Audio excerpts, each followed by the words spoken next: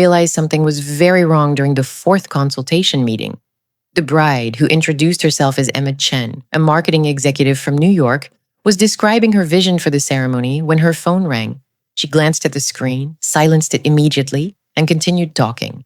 But not before I saw the name on her phone screen, Emma, do not answer in meetings. Why would a woman named Emma have someone named Emma calling her, with a reminder not to answer? I filed the observation away and continued taking notes about flower arrangements and ceremony music, but my mind was racing.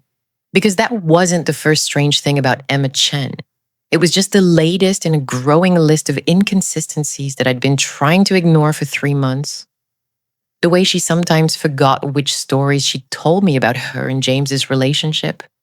The way she looked to James for confirmation before answering simple questions about her own preferences.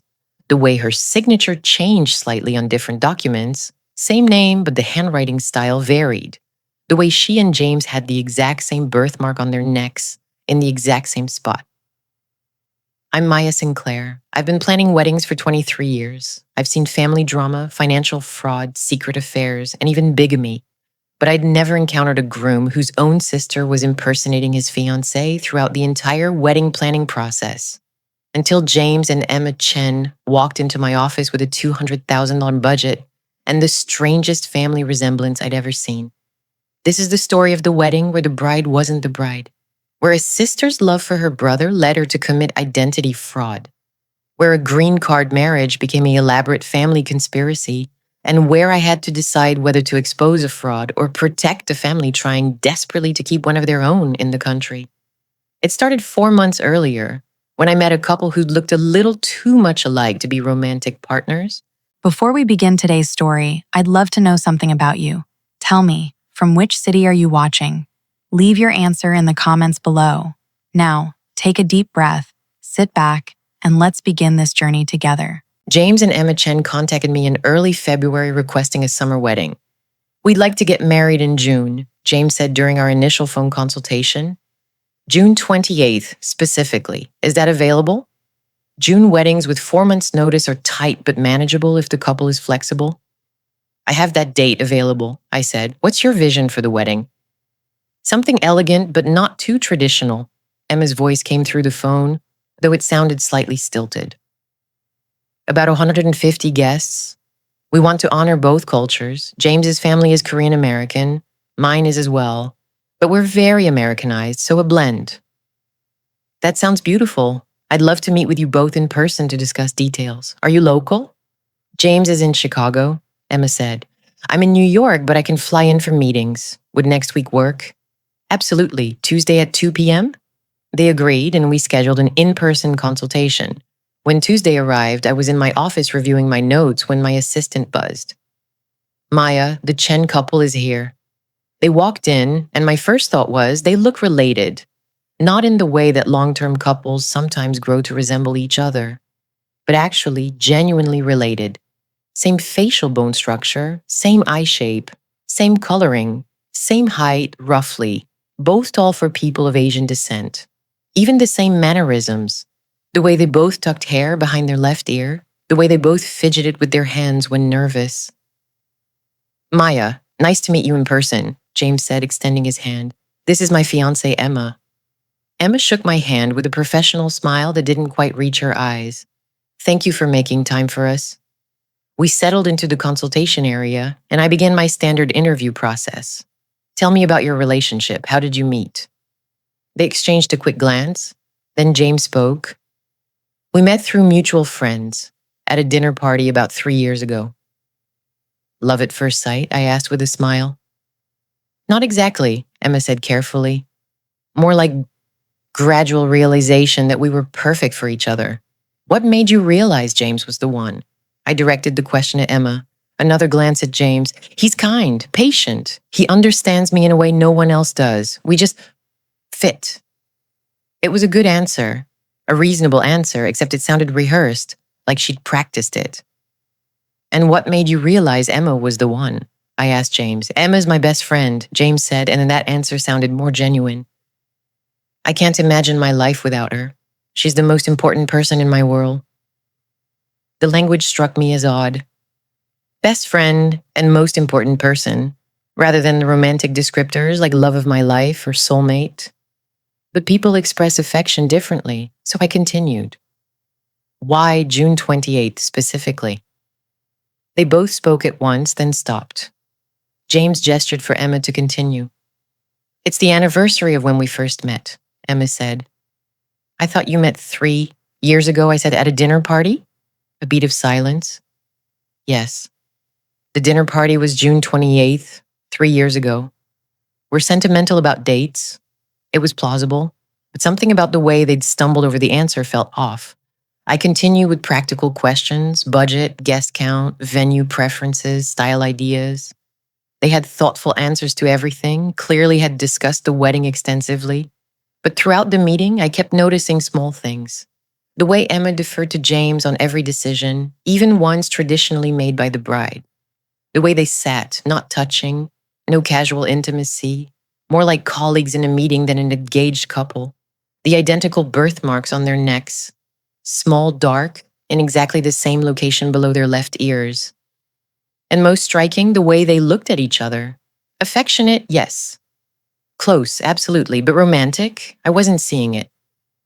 Do you have any engagement photos? I asked. They helped me get a sense of your style and chemistry for planning purposes. We haven't done a formal engagement shoot yet, Emma said quickly. We're both so busy with work. But we have some photos from the proposal. She pulled out her phone and showed me several photos.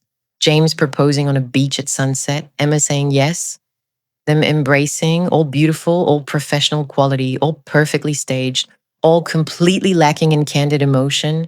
They looked like actors in a jewelry commercial, not a couple experiencing one of the most important moments of their lives. Beautiful, I said, making notes. Emma, tell me about your work. You're in marketing? Yes, I work for a tech firm in New York. James is in tech too. We have that in common. Do you plan to move to Chicago after the wedding? A pause, then we're still figuring out logistics.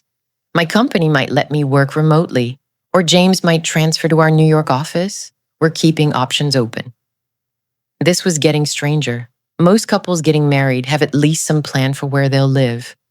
But James and Emma seem remarkably vague about post-wedding life. What about the honeymoon? I asked. We're postponing it, James said. Work commitments for both of us. We'll take a trip in the fall. Another red flag. Couples spending $200,000 on a wedding usually have honeymoon plans. Unless there were other priorities. Like immigration deadlines, I filed that thought away. We spent another hour discussing details. They chose the Peninsula Club as their venue.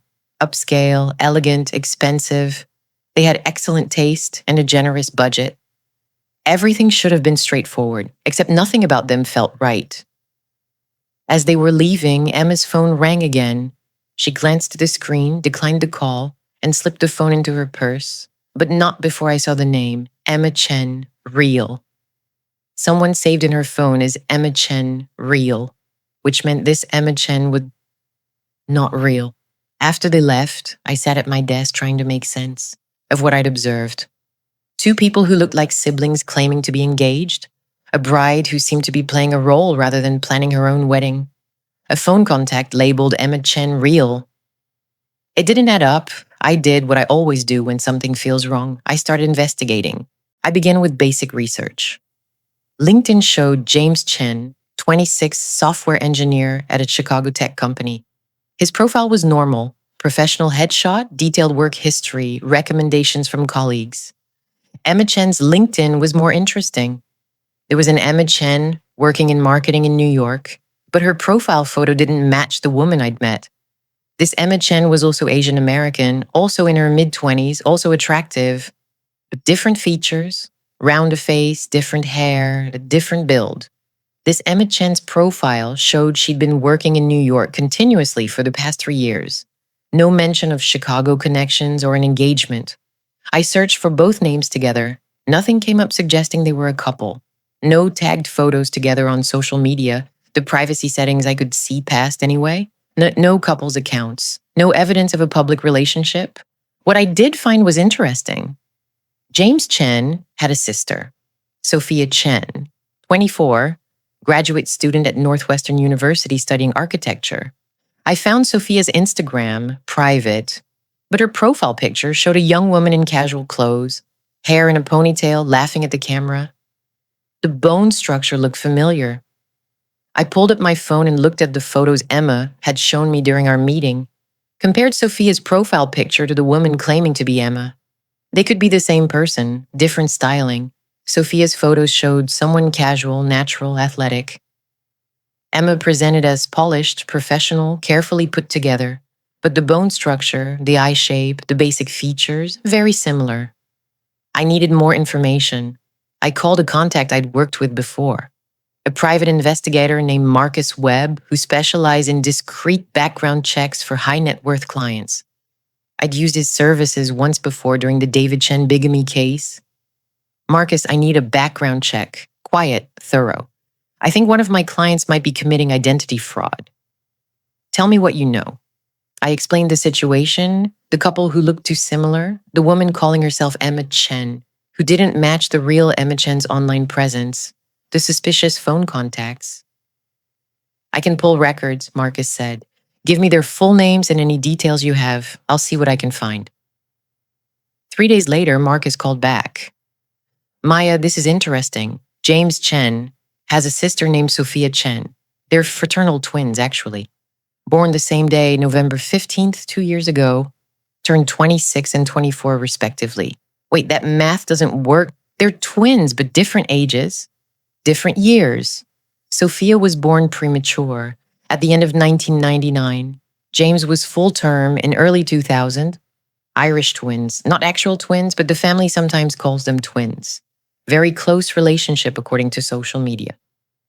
And the real Emma Chen? Emma Chen, 27, marketing executive in New York. According to records, she's been dating James Chen for about 8 months.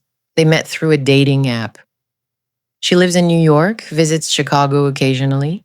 Social media suggests a normal relationship. She posts photos of them together, tags him in posts, normal couple stuff.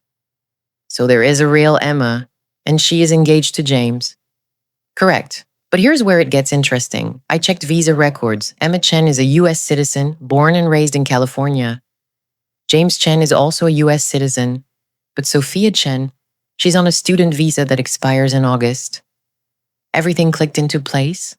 Sophia is about to be deported, I said. Looks that way. Her student visa expires August 15th. If she doesn't have a job sponsoring her work visa or another legal status, she has to leave the country. And they're getting married June 28th, which gives them time to file adjustment of status paperwork before her student visa expires.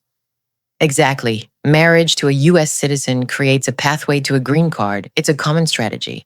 Except James isn't marrying Sophia, I said. He's marrying Emma, the real Emma. So why is Sophia pretending to be Emma during wedding planning? That's the question. Maybe the real Emma doesn't want to be involved in planning. Maybe she's too busy with work in New York. Maybe. But Marcus, there's something else. When I met Emma, who I now know is actually Sophia, she had the same birthmark as James. Same location, same size. That's a genetic marker. Siblings can share birthmarks, but fiancés wouldn't. So Sophia is definitely standing in for the real Emma. The question is, does the real Emma know? Is this deception with her consent, or is something else going on? That was the critical question. Because if Emma knew and consented, this was just an unusual arrangement. Sister handling wedding planning on behalf of busy bride. Weird, but not necessarily problematic. But if Emma didn't know, if Sophia was impersonating her without permission, that was identity fraud, criminal fraud. Can you find out if there's an actual marriage license filed? I asked, not until they apply for one, which is usually about a month before the wedding. But I can monitor. Maya, what are you going to do? Right now, nothing. I'm going to continue planning the wedding and see if they reveal more. But I'm documenting everything. Because if this is fraud, I need evidence. Be careful. Identity fraud can be a federal offense, especially if it's related to immigration. These people could be looking at serious prison time. I know, but I also know that family immigration issues are complicated.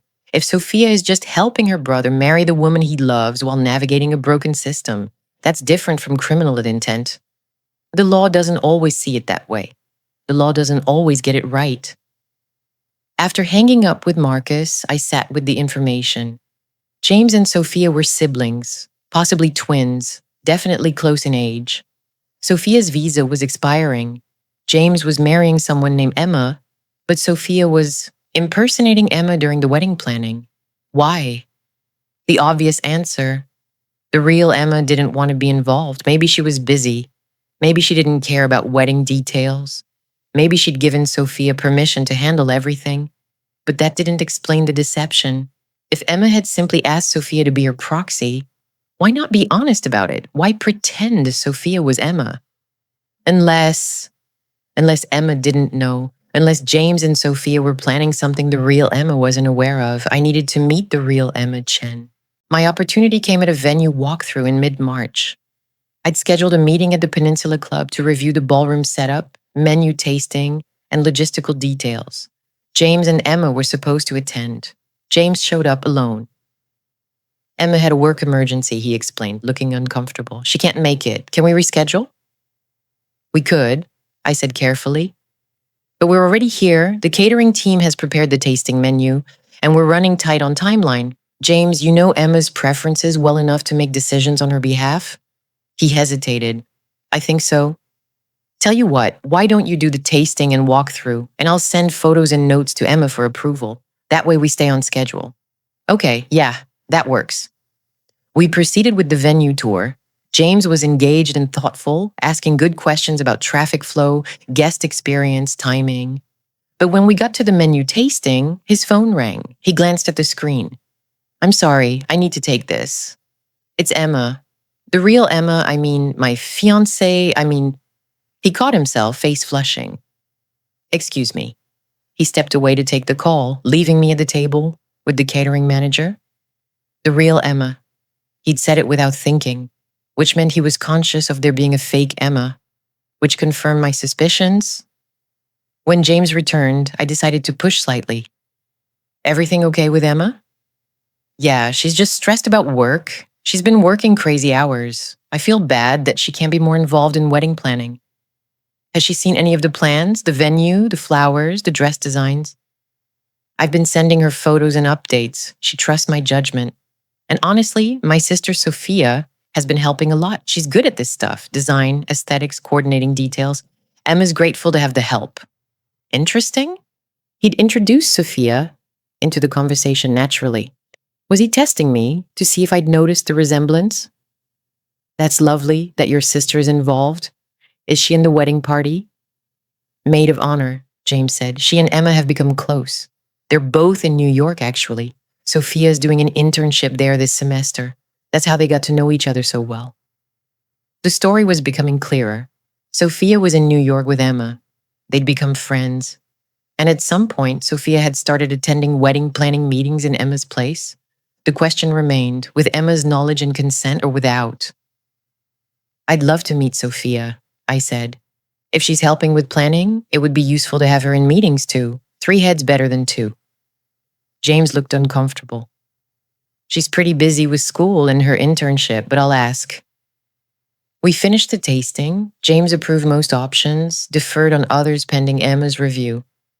When we wrapped up, I walked him to the parking lot. James, can I ask you something off the record as someone who cares about her clients? He looked wary. Sure. Are you happy, like genuinely happy about this wedding? Of course, why would you ask that? Because in my experience, grooms who are excited about marrying someone find ways to involve them in planning, even when schedules are difficult. They FaceTime them into meetings, they share every detail, they talk about their fiancé constantly. You talk about Emma like she's a distant colleague, not the love of your life. James's face crumpled slightly. It's complicated. Most relationships are. But James, if you're having doubts, if you're not sure about this marriage, it's better to address them now than after the wedding. I'm sure about Emma, he said, and for the first time, he sounded genuinely emotional.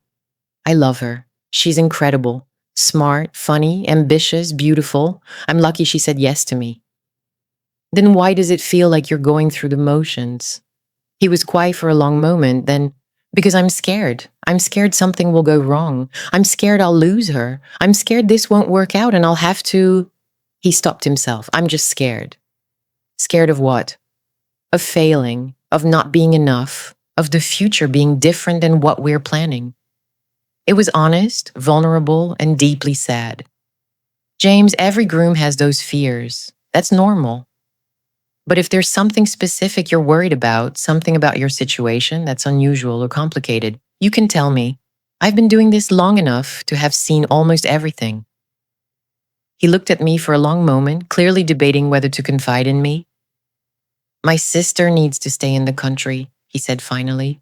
Her visa expires in August. She's been trying to get a work visa, but it's been denied 3 times. The immigration system is impossible. And if she gets deported back to South Korea, I'll lose her. She's my twin. We've never been apart. I can't. His voice broke. I can't lose her. Is Emma helping Sophia with immigration paperwork? Emma's been incredible. She's connected Sophia with lawyers. She's written support letters. She's done everything she can, but the system is broken. Even with all the help, Sophia might still have to leave. Is that why you're getting married? To establish household status that helps Sophia's case? No, James said quickly. No, I'm marrying Emma because I love her. The timing is just convenient. If we're married, we can sponsor Sophia for a family visa later, or at least have more legal standing to help her, but that's not why we're getting married. James, I chose my words carefully. I'm going to ask you a direct question, and I need you to be honest with me. Is the woman who's been coming to meetings claiming to be Emma actually your sister, Sophia? The color drained from his face. What? No, why would you? Because you just called Emma the real Emma on the phone. Because the woman claiming to be Emma has the same birthmark as you, because I've seen photos of your sister, Sophia, and she looks remarkably similar to the woman I've been meeting with, and because I'm very good at noticing patterns. James sat down heavily on a parking lot bench, put his head in his hands. Please don't report this. Please, I can explain. I'm listening. He took a shaky breath. Emma's terrified of public speaking, social anxiety, stage fright, the whole thing. The idea of wedding planning, meeting vendors, making presentations, being the center of attention, it paralyzes her. She wanted to just elope, avoid all of it. But you wanted a real wedding. My parents wanted a real wedding. They're traditional. They want to celebrate, to have their community there. Emma agreed to have a wedding, but she couldn't handle the planning process.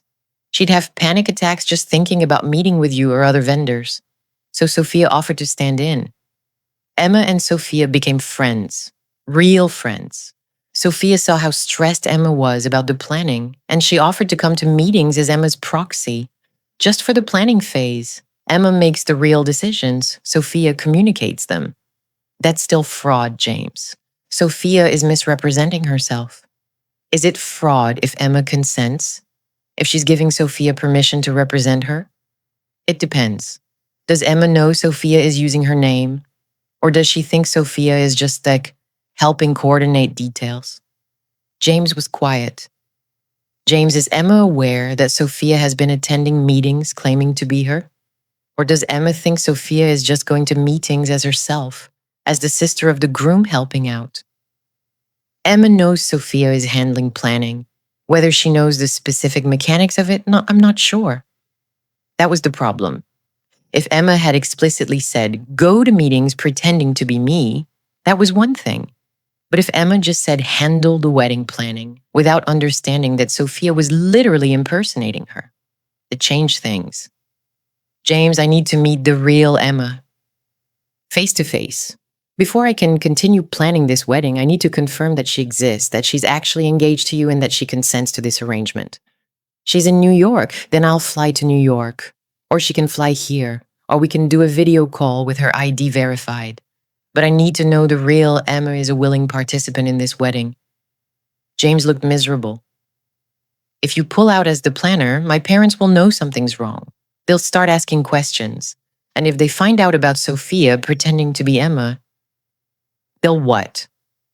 They'll be furious at both of us. They're already stressed about Sophia's visa situation. If they find out we've been committing fraud to get around wedding planning. Have you committed fraud, James, or have you just come up with a creative solution to accommodate your fiancé's anxiety? I don't know anymore. It started innocent. Sophia helping out, standing in for meetings Emma couldn't handle. but it's gotten bigger, more complicated, and now I don't know how to untangle it without everything falling apart. I sat down next to him on the bench. James, I'm not trying to ruin your life or your sister's, but I also can't participate in fraud. So here's what's going to happen. You're going to arrange a meeting with the real Emma Chen.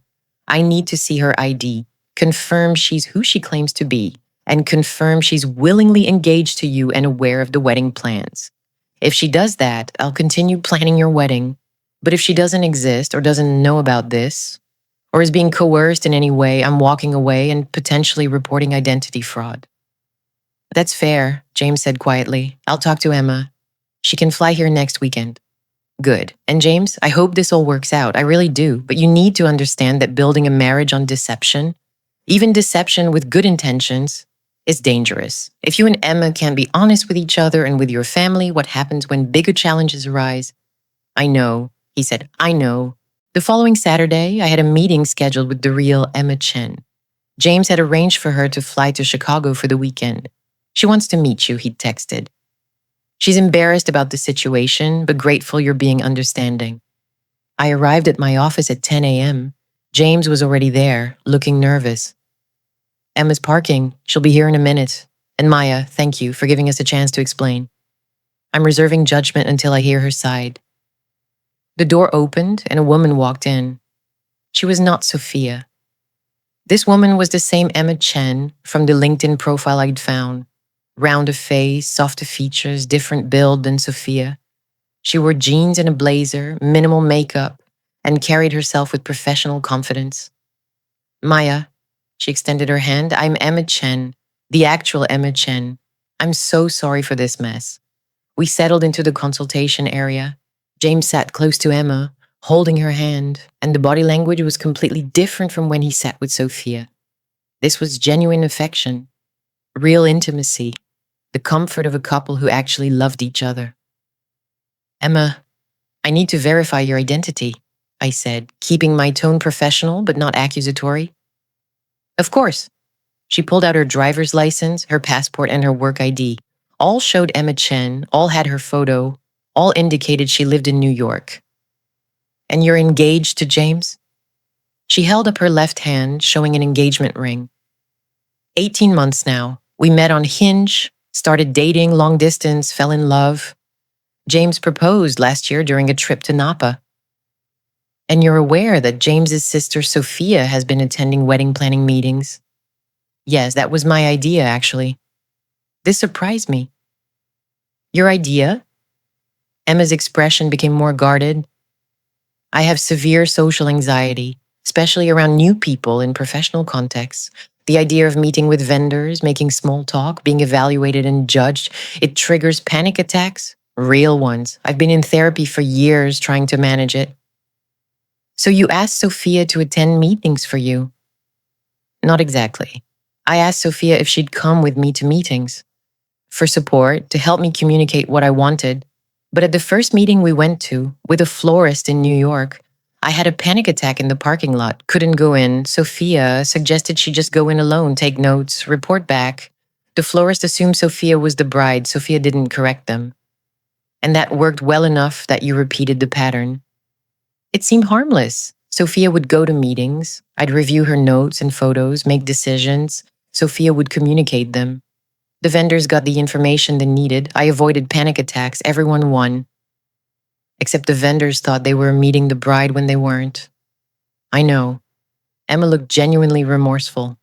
It started innocent, but it grew into something bigger than I intended.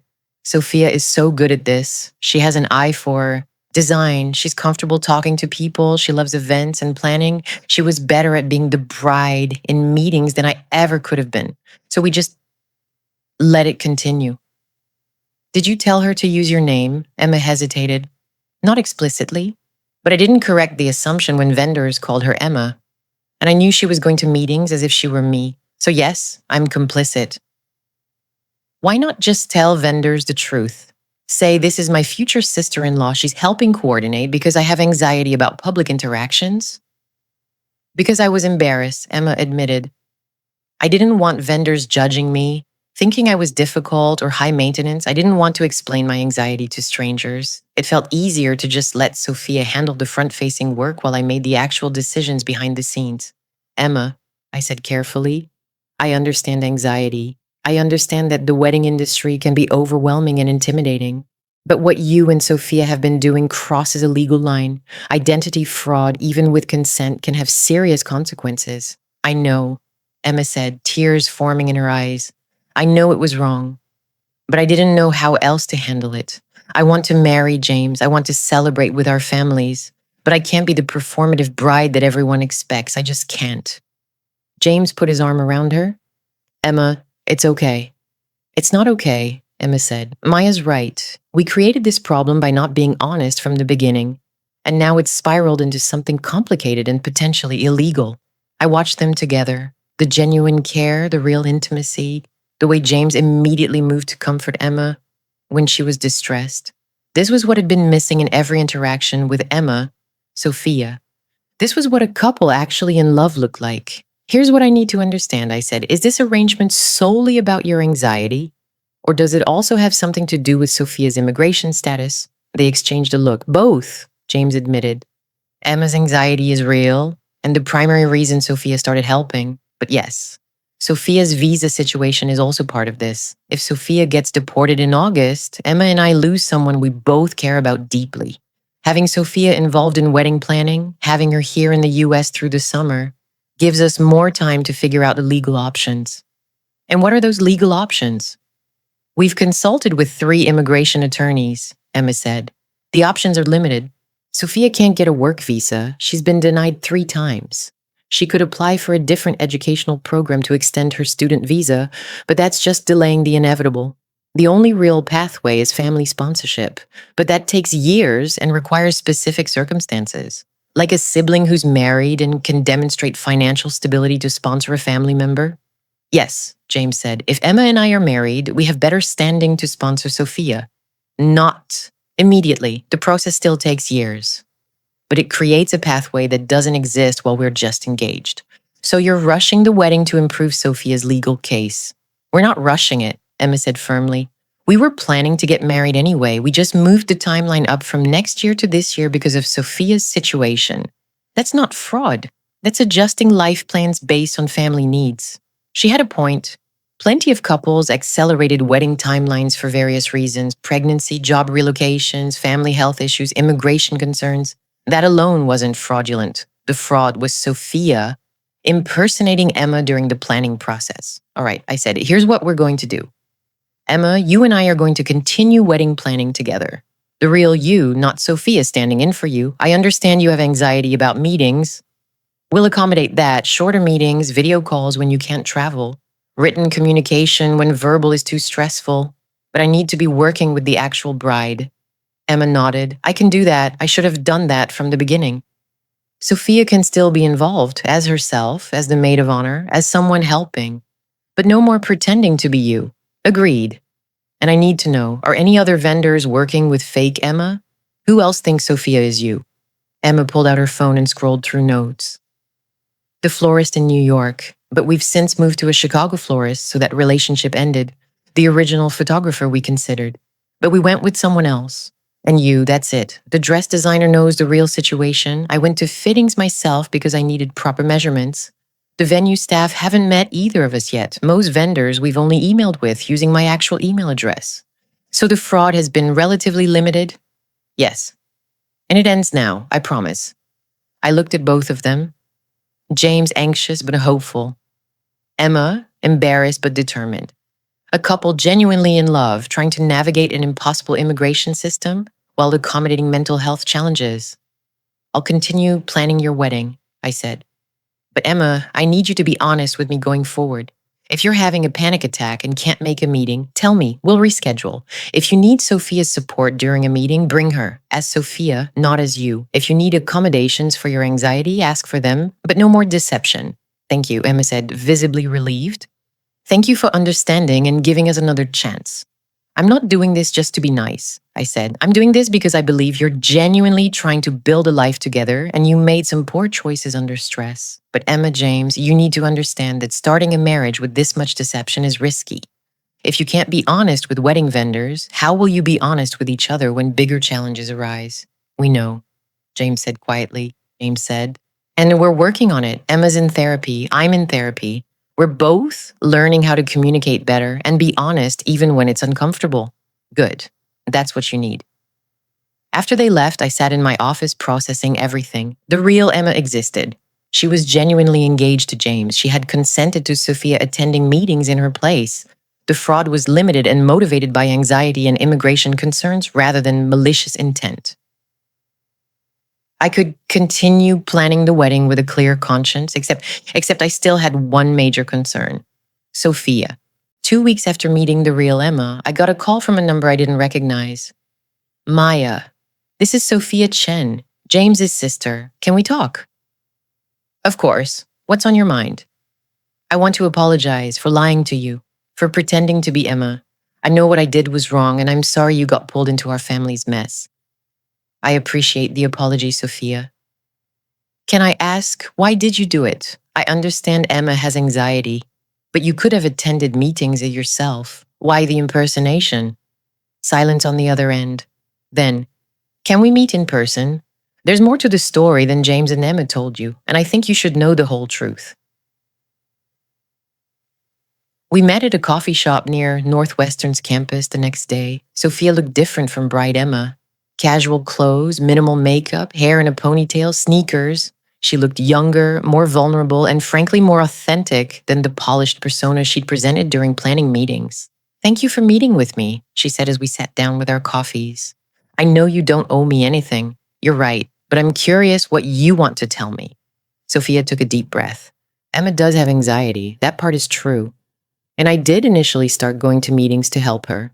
But that's not the whole story. What's the rest? I'm in love with wedding planning, Sophia said simply. I'm studying architecture, but my real passion is event design, weddings specifically. I've been obsessed with weddings since I was a kid. I know it's cliché, but I used to plan pretend weddings for my dolls, sketch wedding dress designs, watch wedding shows. It's always been my dream. So helping with James and Emma's wedding was exciting for you. It was everything to me. For the first time, I got to actually plan a real wedding, make real decisions, work with real vendors, see my vision come to life. And when vendors assumed I was the bride and I didn't correct them, it felt amazing, like I was living my dream, even if it was a lie. Sophia, I know it was wrong. I know I was living a fantasy that wasn't mine. But Maya, in 3 months, I have to leave the country. I have to go back to South Korea, a place I barely remember because I came to the US when I was 6. My entire life is here. My family, my friends, my education, my dreams. And the US government is going to kick me out because of paperwork and visa quotas and bureaucracy. Her voice broke. Planning this wedding was the only thing that made me feel like I still had a future here, like I could still achieve my dreams before everything got taken away. I felt sympathy for her situation and frustration at her choices. Sophia, I understand that you're facing a terrifying situation. Immigration policy in this country is broken and cruel, and what you're going through isn't fair. But using someone else's identity, living someone else's dream, that's not the answer. I know. But what else do I have? I've applied for every work visa I'm eligible for. Denied. I've looked into every educational extension. Not viable. I've consulted with immigration attorneys who all say the same thing. Without a spouse or employer willing to sponsor me, I'm out of options. And I'm not going to marry someone I don't love just for a green card. What about your parents? Can they sponsor you? They're permanent residents, not citizens. They can't sponsor adult children. They came here on work visas, became permanent residents, but never naturalized as citizens. Now they're too old, and the English test is too hard for them, so they can't help me. What about James? Once he's married to Emma, can he sponsor you? Eventually. But the sibling sponsorship process takes 7 to 12 years for Korean nationals. I'll be deported in August. James files paperwork after his wedding in June, and even if everything goes perfectly, I won't get approved to return until I'm in my mid-30s. A decade of my life gone. The injustice of it was staggering. Sophia had lived in the US since childhood, been educated here, built her entire life here, and was being forced out because of arbitrary visa timelines. I'm sorry, Sophia. I genuinely am. But what do you want from me? I want to keep helping with the wedding, she said. Not as fake Emma, as myself, as the maid of honor who loves event planning and wants to be involved. Emma's okay with it. She's actually relieved to have me handle the details she finds overwhelming. And I just want to finish this one thing before I have to leave. This one wedding that I got to help create. That seems reasonable, as long as you're being honest about who you are. I will be, I promise. And Maya, I want to learn from you.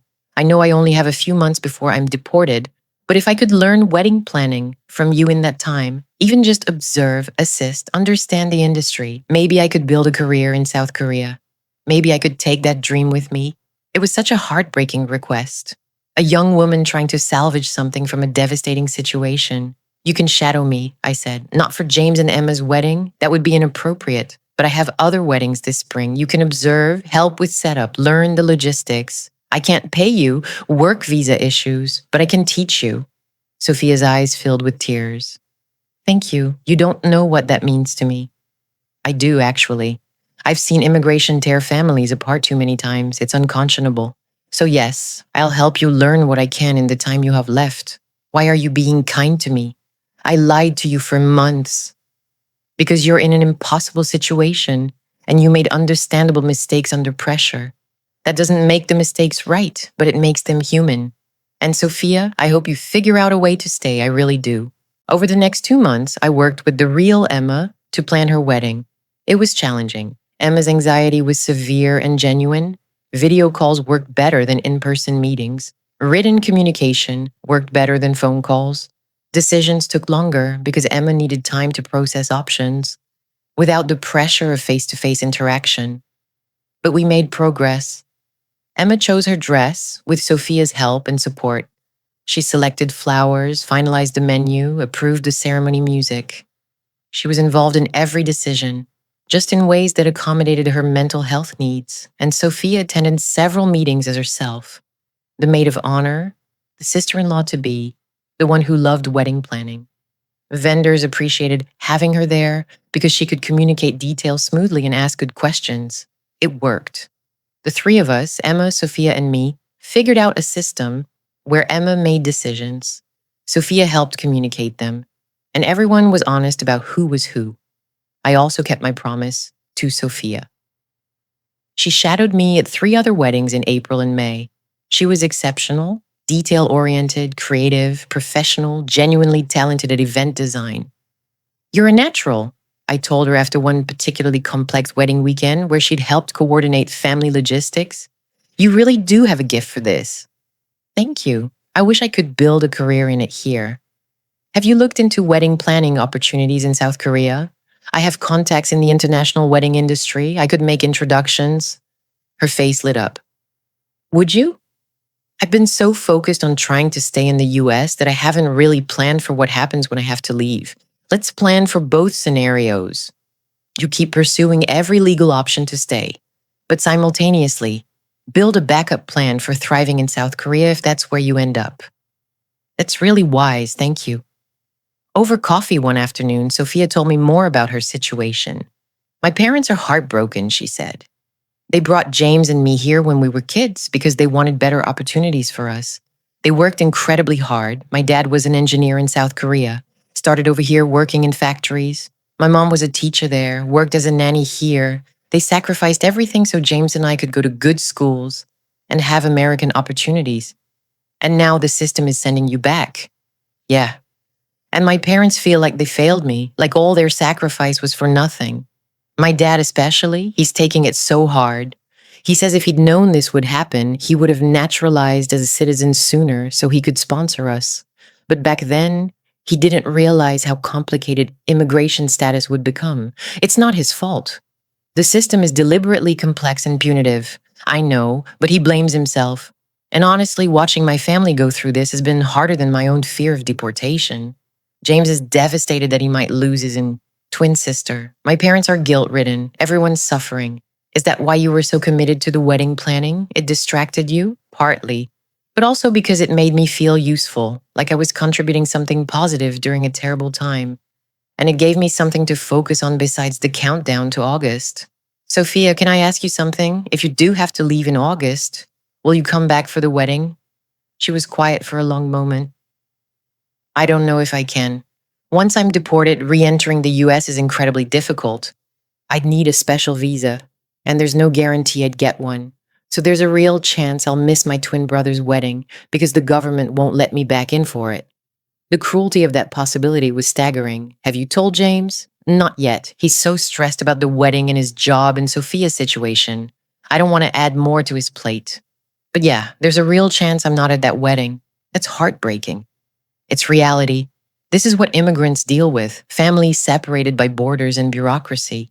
It's the story for millions of people. I thought about that conversation for days afterward, about families torn apart by immigration policy, about the arbitrary cruelty of visa quotas and timelines, about young people like Sophia who'd done everything right, gotten an education, followed all the rules, and were being punished anyway. And I thought about how wedding planning, something that usually feels trivial in the grand scheme of human suffering, had become this crucially important thing for Sophia. Her last project before deportation, her final act of building something in the country that was rejecting her. It gave me a new perspective on why she'd committed fraud. Not that it made it right, fraud is fraud, but it made it understandable, desperately, heartbreakingly understandable. 3 weeks before the wedding, James called me. Maya, we're meeting with an immigration attorney tomorrow. One more consult, one more attempt to find a legal option for Sophia. Emma and I wanted to know if you'd come. You've been so involved in our situation, and Sophia trusts you. We thought maybe an outside perspective would help. I'm not an immigration expert, James. I know. But you're good at seeing patterns, at asking questions others don't think to ask, and honestly, we're desperate. We need all the help we can get. I agreed to attend. The attorney, Caroline Martinez, a specialist in family immigration, met with us in her downtown office. Emma and James were there, along with Sophia and their parents, Mr. and Mrs. Chen, both in their 50s, both looking exhausted and defeated. Let me review Sophia's situation, Attorney Martinez said, pulling up files on her computer.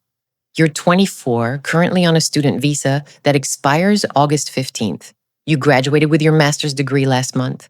You've applied for OPT work authorization 3 times, denied each time due to visa quota. Limitations.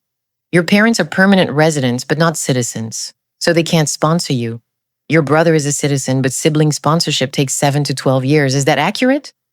Yes, Sophia said quietly. And you've looked into additional educational programs to extend your student status. I've been accepted to a PhD program at Northwestern, Sophia said. But the program doesn't start until next fall, and there's a gap between my current visa expiration and the new program. I'd have to leave the country for that gap period, and re-entry isn't guaranteed. What about marriage? Are you in a relationship with a US citizen? No. And I'm not willing to marry someone I don't love just for immigration benefits. That's why marriage fraud carries serious criminal penalties. Attorney Martinez scrolled through more documents. Sophia, I'm going to be honest with you. Your options are extremely limited. The US immigration system is not designed to accommodate people in your situation. You came here as a child, through no choice of your own. You've been educated here. You've built your entire life here. And the system doesn't care. It's unjust, but it's reality. Mrs. Chen started crying quietly. Mr. Chen put his arm around her, his own eyes wet. Is there anything? James asked desperately. Anything at all? Attorney Martinez was quiet for a moment, thinking. There's one possibility. It's a long shot, and I'm hesitant to even mention it because the odds are very low. But given your situation, it might be worth exploring. What is it? Sophia leaned forward. Asylum. If you can demonstrate that returning to South Korea would put you in danger, political persecution, threat to your life, inability to survive due to specific circumstances, you could potentially apply for asylum or refugee status. But Sophia is not in danger in South Korea, James said. She'd be fine there. She just doesn't want to go. Exactly, which is why this is a long shot. Asylum requires demonstrating genuine threat, not just preference. And South Korea is considered a safe country by US standards. So unless Sophia has specific circumstances, that would make her return dangerous, LGBTQ persecution, political dissent, religious persecution, something like that. Asylum isn't a viable path. Sophia shook her head. I don't have any of those circumstances. I'm just a graduate student who wants to stay in the country she grew up in. Then I'm sorry, but I don't see a legal pathway for you to remain. The wedding in June doesn't change your status. James being married improves his ability to sponsor you eventually, but the timeline is still 7+ years. Unless something changes dramatically, a new law, a policy shift, a miracle, you'll be deported in August. The room fell into heavy silence. Mrs. Chen spoke for the first time, her English accented but clear. We brought our children here for opportunity. We thought America was land of dreams.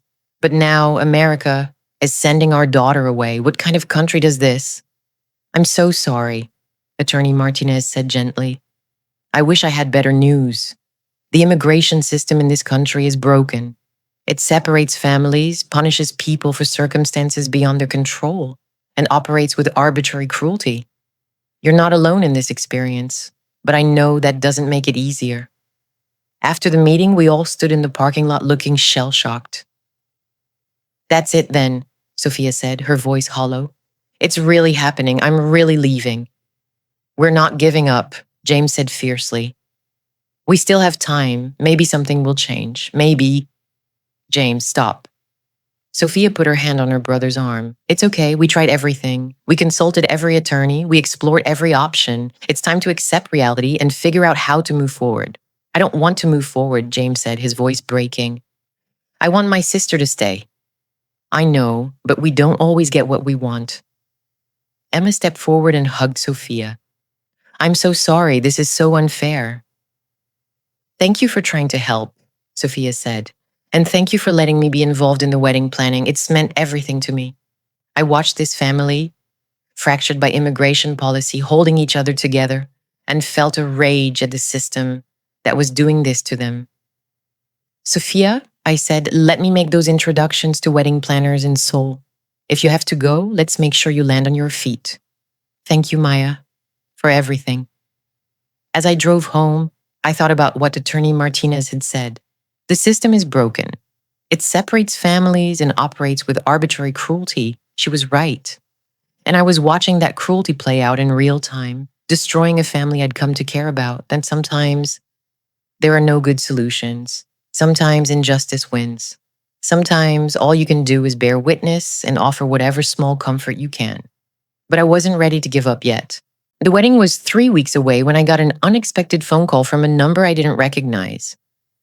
Ms. Sinclair, this is Agent Patricia Brooks with U.S. Immigration and Customs Enforcement.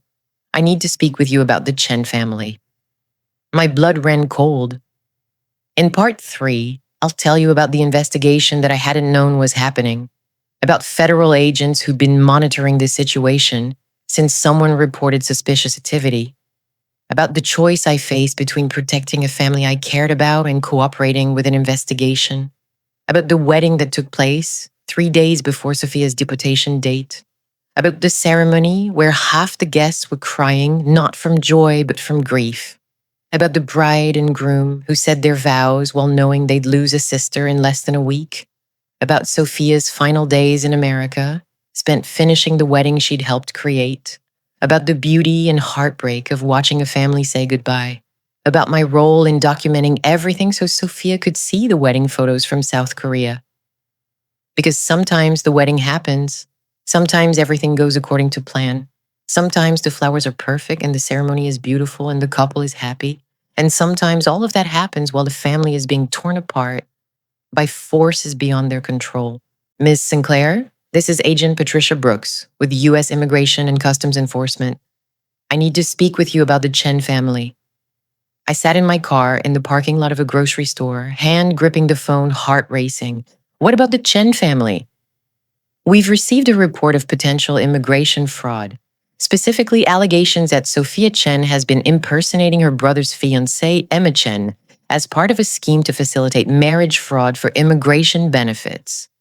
We understand you've been the wedding planner for this family and have had direct contact with all parties. I need to ask you some questions. My mind raced. Who had reported them? And how much did ICE actually know? Agent Brooks, I'm happy to answer questions, but I'd like to understand the context. What specifically are you investigating? Immigration fraud, marriage fraud, identity theft, potentially conspiracy to violate immigration law. Ms. Sinclair, this is a serious federal investigation. I strongly advise you to cooperate fully. The threat was clear. Cooperate or face potential charges yourself. I'll answer your questions truthfully, I said carefully. But I want to be clear. I've been planning a legitimate wedding for James Chen and Emma Chen. If there have been irregularities in the planning process, I've addressed them directly with the parties involved. Irregularities like Sophia Chen pretending to be Emma Chen? So they knew about the impersonation. Agent Brooks, I'd prefer to have this conversation in person, possibly with an attorney present. This isn't something I'm comfortable discussing over the phone. That's your right, but Ms. Sinclair, let me be clear. We have evidence of fraud. We have documentation of Sophia Chen attending meetings under Emma Chen's name. We have testimony from vendors who believed they were working with the bride when they were actually working with the groom's sister. If you participated in or facilitated this fraud, you could face criminal charges. I didn't participate in fraud. When I discovered the impersonation, I confronted the parties involved and required them to stop. I've been working with the actual Emma Chen for the past 2 months, but you didn't report the fraud to authorities. I was managing a private business matter with my clients. Once they corrected the situation and I confirmed the real bride existed and consented to the wedding, I saw no reason to involve law enforcement. That's where you're wrong, Ms. Sinclair. Immigration fraud is a federal crime. When you became aware of it, you had a legal obligation to report it. Did I? I honestly didn't know. I'd never encountered this specific situation before. Agent Brooks, I'm going to consult with an attorney before we continue this conversation. But I want to state clearly, James Chen and Emma Chen are genuinely engaged. They love each other. They're planning a real wedding. If Sophia's involvement in planning was irregular, it was due to Emma's anxiety disorder and Sophia's desperation about her immigration status, not criminal intent to commit fraud. Ms. Sinclair, your characterization of events doesn't change the facts. Sophia Chen impersonated another person. Emma Chen allowed it, James Chen facilitated it. All three potentially violated federal law. We need to determine whether this was an isolated incident or part of a larger marriage fraud scheme. It's not marriage fraud.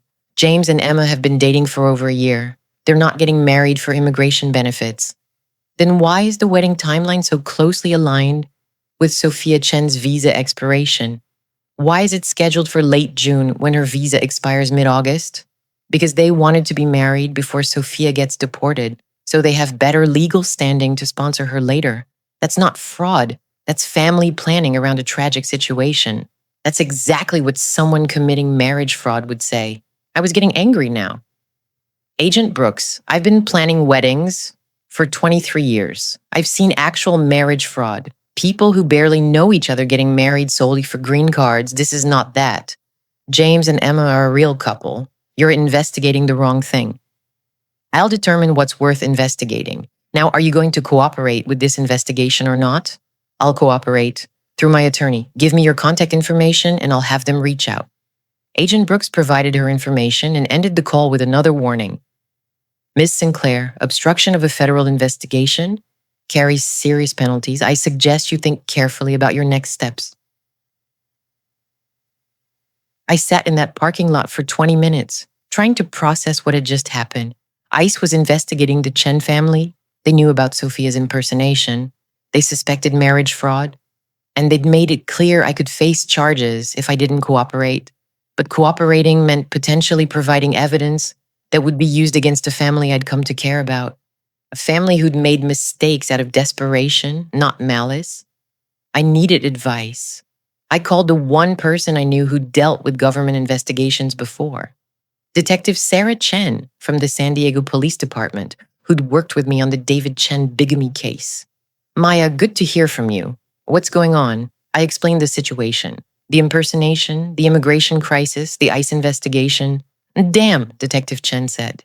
That's complicated. Immigration cases are tricky because the law is so harsh and the stakes are so high. What's your question? Do I have a legal obligation to cooperate with ICE? Can I face charges if I don't provide evidence? Technically, yes. Obstruction of a federal investigation is a crime. But practically, ICE would have to prove you intentionally withheld evidence with intent to obstruct, not just that you protected client confidentiality. That's a high bar. What should I do? Get a lawyer immediately. A good one who handled both federal criminal defense and immigration law. Have them review what you know and advise you on what you're legally required to disclose versus what you can withhold based on professional privilege. Do I have professional privilege as a wedding planner? Probably not in the traditional sense. You're not a lawyer or doctor, but your attorney can still advise you on how to minimize your legal exposure while doing the right thing. What is the right thing, Sarah? This family is about to be torn apart. Sophia is going to be deported. And now ICE wants me to provide evidence that it could make everything worse for them. Detective Chen was quiet for a moment. Maya, I can't tell you what to do, but I can tell you this. Immigration enforcement in this country is brutal and often unjust. I've seen families destroyed by policies that make no sense. If you can find a way to protect this family without breaking the law yourself, do it. But don't sacrifice yourself for them. You have a family too. She was right. I had Ethan, my business, my own life to consider. Getting charged with federal crimes would destroy everything I'd built. But the Chen family had become more than just clients. They'd become people I cared about. People who were suffering through no fault of their own. I called an attorney that afternoon. Marcus Feldman, who specialized in federal investigations and had experience with immigration cases. They're fishing, he said after I explained the situation. ICE suspects marriage fraud, but doesn't have hard evidence. They're hoping you'll provide it. Here's my advice. Answer only what you're directly asked. Don't volunteer information. Don't speculate. Stick to facts you personally witness, and most importantly, don't lie. That's what gets people in trouble. What about Sophia? Will my cooperation lead to her deportation? Sophia's deportation is already happening. Her visa expires August 15th. Nothing you say or don't say will change that unless ICE decides to arrest her earlier for fraud. But if the marriage between James and Emma is legitimate, and it sounds like it is, your cooperation might actually help by clearing them of marriage fraud suspicions. So I should cooperate? You should tell the truth when asked direct questions. But you're not required to build a case for them. You're not an investigator. You're a wedding planner who discovered irregularities, addressed them with your clients, and continued working with the legitimate couple. That's your story. Stick to it. I called James the next morning. James, we need to talk. ICE contacted me. They're investigating your family for immigration fraud. Silence on the other end, then, oh God, this is happening. What's happening, James? What do you know? Someone reported us. Someone called ICE and reported that Sophia was impersonating Emma. We've been waiting for them to come, but we didn't know when. Maya, I'm so sorry you got pulled into this. Who reported you? We think it was Emma's co-worker, someone who knew Emma was engaged but had never met her in person. When they saw photos on social media of Emma at wedding planning events, they realized the woman in the photos wasn't the Emma they knew from work, and they reported it. So that was it. Someone well-meaning, thinking they were protecting Emma from identity theft, had reported the situation to ICE, and now the entire family was facing consequences. James, ICE is asking me questions. They want to know about Sophia's impersonation, about the timeline of your wedding, about whether this is marriage fraud. It's not marriage fraud, James said desperately. Maya, you've met Emma, you've seen us together, you know we're real. I do know that. But James, I also have to protect myself. If I lie to federal agents or withhold evidence in their investigation, I could face criminal charges. I have a family too, I have a business to protect. So what are you saying? That you're going to tell them everything? That you're going to help them deport my sister? I'm saying I'm going to tell the truth when asked direct questions. I'm not going to lie for you, but I'm also not going to volunteer information that isn't relevant. ICE wants to know if your marriage to Emma is fraudulent. I can honestly tell them it's not. That should help your case, not hurt it. But they'll still deport Sophia. Sophia's deportation was always going to happen, James, unless you found a legal avenue to keep her here, which you didn't. I'm heartbroken about that. But I can't stop it by lying to federal investigators. James was crying now. This is all my fault. If I hadn't let Sophia pretend to be Emma, if I'd just been honest from the beginning, James, you were trying to help your sister. You made questionable choices, but your intentions weren't malicious. Focus on that and focus on your wedding. You still love Emma, right? You still want to marry her? More than anything. Then do that, marry her, build your life with her, and then when Sophia's situation allows, sponsor her to come back. It'll take years, but it's possible. Don't let IC's investigation destroy your marriage before it even begins. You're right. Thank you, Maya, for everything, for understanding, for not judging us too harshly. I'm judging the immigration system, not you. You're victims of a cruel policy. I just wish I could do more to help. After hanging up, I thought about what Detective Chen had said. If you can find a way to protect this family without breaking the law yourself, do it. How could I protect them? What power did I actually have? The answer came to me slowly. Documentation? If Sophia was going to be deported, she'd miss her brother's wedding. She'd miss seeing the celebration she'd helped plan. She'd miss being part of one of the most important days of her brother's life. But what if I documented everything? What if I took photos, videos, recorded every detail so comprehensively that Sophia could experience the wedding from South Korea? What if I made sure she didn't completely miss it, even though she couldn't physically be there? It wasn't much. It didn't solve the deportation. It didn't fix the broken system. But it was something. A small way to protect the family from complete loss. I called James back. James, I have an idea. It doesn't solve the deportation problem, but it might help with the wedding. Agent Brooks insisted on an in-person interview. I agreed, with my attorney Marcus present. We met at ICE's downtown Chicago office, a cold, bureaucratic building that felt designed to intimidate. Agent Brooks was exactly what I expected. Professional, no nonsense, mid-40s, with the tired eyes of someone who'd seen too much and trusted too little. Miss Sinclair, thank you for coming in. I have some questions about your interactions with the Chen family. I'll answer what I can, I said. Marcus interjected. My client will cooperate fully, but will not speculate or provide opinions beyond her direct knowledge. Understood. Mrs. Sinclair, when did you first meet the Chen family? February of this year. James Chen contacted me about planning his wedding to Emma Chen. And who attended that first meeting? Here it was, the moment of truth. James Chen attended, and a woman who introduced herself as Emma Chen. Was it Emma Chen? At the time, I believed it was. When did you discover it wasn't? About 6 weeks later, after noticing inconsistencies in her behavior and conducting independent research. What kind of inconsistencies? I described the observations, the identical birthmarks, the phone contacts, the way she deferred to James on personal questions, the lack of genuine romantic chemistry. And when you discovered this woman was actually Sophia Chen, James's sister, what did you do? I confronted James. He explained that Emma had severe social anxiety and Sophia had been attending meetings on her behalf. I requested a meeting with the real Emma Chen to verify she existed and consented to the wedding. And did you meet the real Emma? Yes, in late March. I verified her identity through multiple forms of ID. She confirmed she was genuinely engaged to James and had consented to Sophia helping with planning due to her anxiety disorder. Did you report the identity fraud to authorities? No.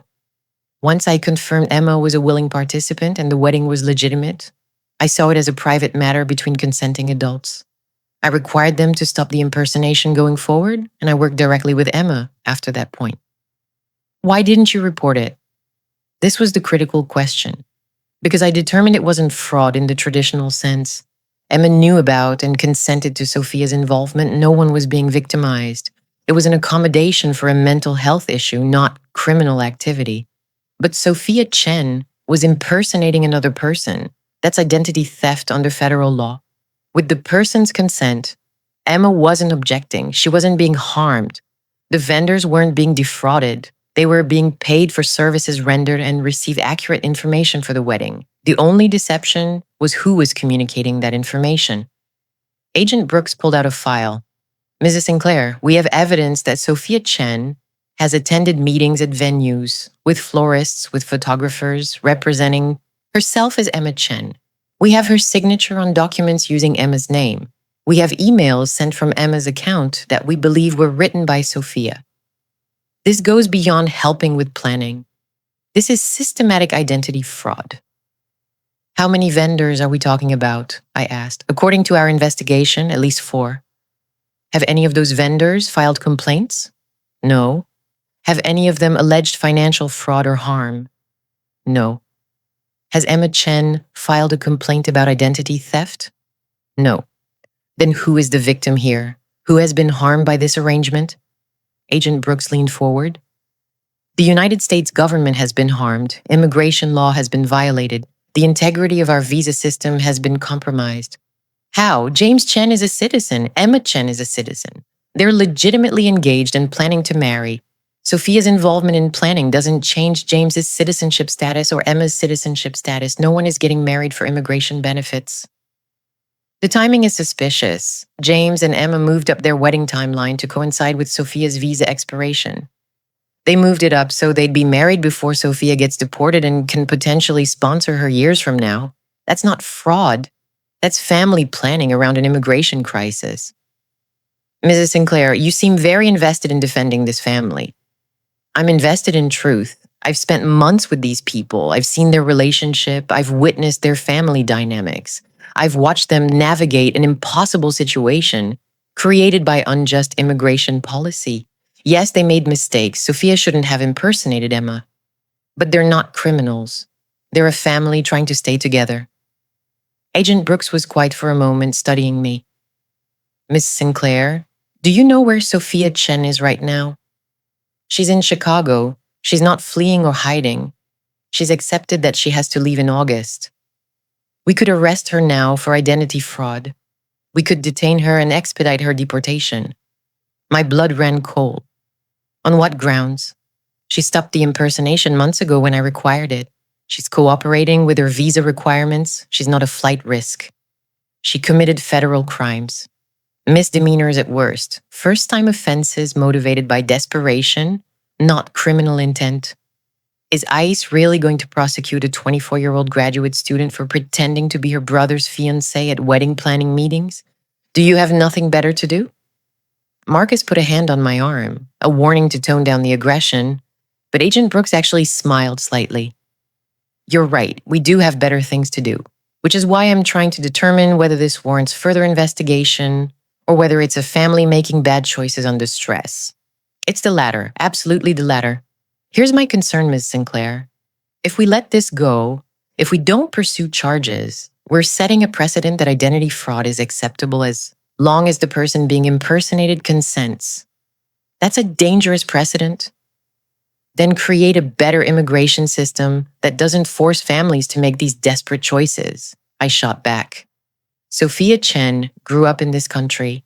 She's been here since she was 6. She's educated here, built her life here, has her entire family here. And you're deporting her because of paperwork and visa quotas. That's the real crime. I don't make policy, Ms. Sinclair. I enforce it. Then enforce it with some humanity. Agent Brooks closed her file. I'll take your statement under advisement. My recommendation will be not to pursue charges against Sophia, Emma, or James Chen for the identity fraud related to wedding planning, given the limited scope of the deception and lack of financial fraud. However, Sophia Chen's deportation will proceed as scheduled. Her visa expires August 15th, and she will be required to leave the country by that date. What about the wedding? It's scheduled for June 28th. Will you allow Sophia to attend? She's not under arrest. She's free to attend the wedding, but her visa status doesn't change. Thank you, I said quietly. After the interview, Marcus and I walked to the parking lot. You did well in there, he said. Passionate but not reckless. You gave them enough to close the case without incriminating yourself or the family. Will they really drop the investigation? Probably. Agent Brooks seemed reasonable. She knows this is a low-priority case. No victim, no financial fraud, family situation. ICE will likely file a report and move on. The deportation proceeds as scheduled, but no one faces criminal charges. Is that a win? In the current system, yes, a family avoiding criminal prosecution while dealing with deportation is unfortunately the best outcome you can hope for. I sat in my car after Marcus left and cried, not from relief, though I was relieved, from rage and frustration and grief. Sophia was still being deported. The system was still broken. The family was still being torn apart. And I was still planning a wedding that would happen 3 weeks before the groom's sister got exiled from her home.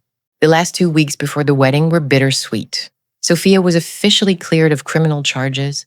ICE sent a formal letter stating they would not pursue prosecution for the identity fraud. But her deportation was confirmed. August 15th, she had to be out of the country. The family tried to stay positive, focusing on the wedding as a celebration rather than a goodbye, but the grief was ever present. I implemented my plan to document everything exhaustively. I hired 2 additional photographers, one to capture the standard wedding shots, another to focus specifically on Sophia's experience throughout the day. Every moment she was in, every interaction with her family, every smile and tear. I also arranged for the ceremony to be live-streamed with professional production quality, not the shaky phone camera footage most weddings get, but actual multi-camera coverage with good audio, so Sophia could watch it repeatedly from South Korea, experiencing the wedding as many times as she needed. Emma and Sophia had become genuinely close through this process. Emma, who'd initially been grateful for Sophia's help because of her anxiety, now considered Sophia a real friend and sister. "I'm going to miss her so much," Emma told me during our final planning meeting. "She's been amazing, patient with my anxiety, supportive of our relationship, excited about the wedding even though she's facing deportation. She's a better person than I could ever be." "You're both good people in a terrible situation," I said. "Can I ask you something?" Emma's voice was tentative. "Was I wrong to let Sophia pretend to be me? Should I have just forced myself to attend meetings despite my anxiety?" "Emma, you made the best choice you could at the time. Was it ideal? No. But you were dealing with a mental health condition and trying to accommodate it. Don't beat yourself up." "I just feel guilty. Like I caused this somehow. If I hadn't let Sophia stand in for me, maybe ICE wouldn't have investigated. Maybe..." "Emma, stop. ICE investigated because someone reported to seeing photos of you at wedding events that didn't look like you. That would have happened even if Sophia had just been the maid of honor helping with planning. The investigation was inevitable once those photos went on social media. This isn't your fault." The day before the wedding, I met with Sophia one final time. We sat in my office reviewing the timeline for the next day. She was calm, composed, more at peace than I'd seen her in months. "How are you feeling?" I asked, sad, grateful, terrified, hopeful, all of it at once. "Have you made plans for South Korea?" "I have. You connected me with that wedding planner in Seoul. She's offered me an assistant position. I'll be learning the industry there, building a portfolio. Maybe in a few years I can start my own business. I'm trying to see it as an opportunity, not just a loss." That's a healthy perspective, healthy but not honest. The truth is I'm devastated. I'm about to lose my family, my home, my entire life. And I'm trying to be brave about it because falling apart won't change anything. But Maya, I'm so angry. At the system, at the policy, at the fact that I've done everything right and I'm still being punished. "You have every right to be angry. It's unjust." "Will you do something for me?" Sophia asked. "Tomorrow, at the wedding, will you tell James and Emma to be happy, to actually enjoy their day? I'm worried they'll spend the whole time being sad about me leaving, but I want them to have joy. I want them to celebrate their love. I want at least one good thing to come out of all this chaos." "I'll tell them.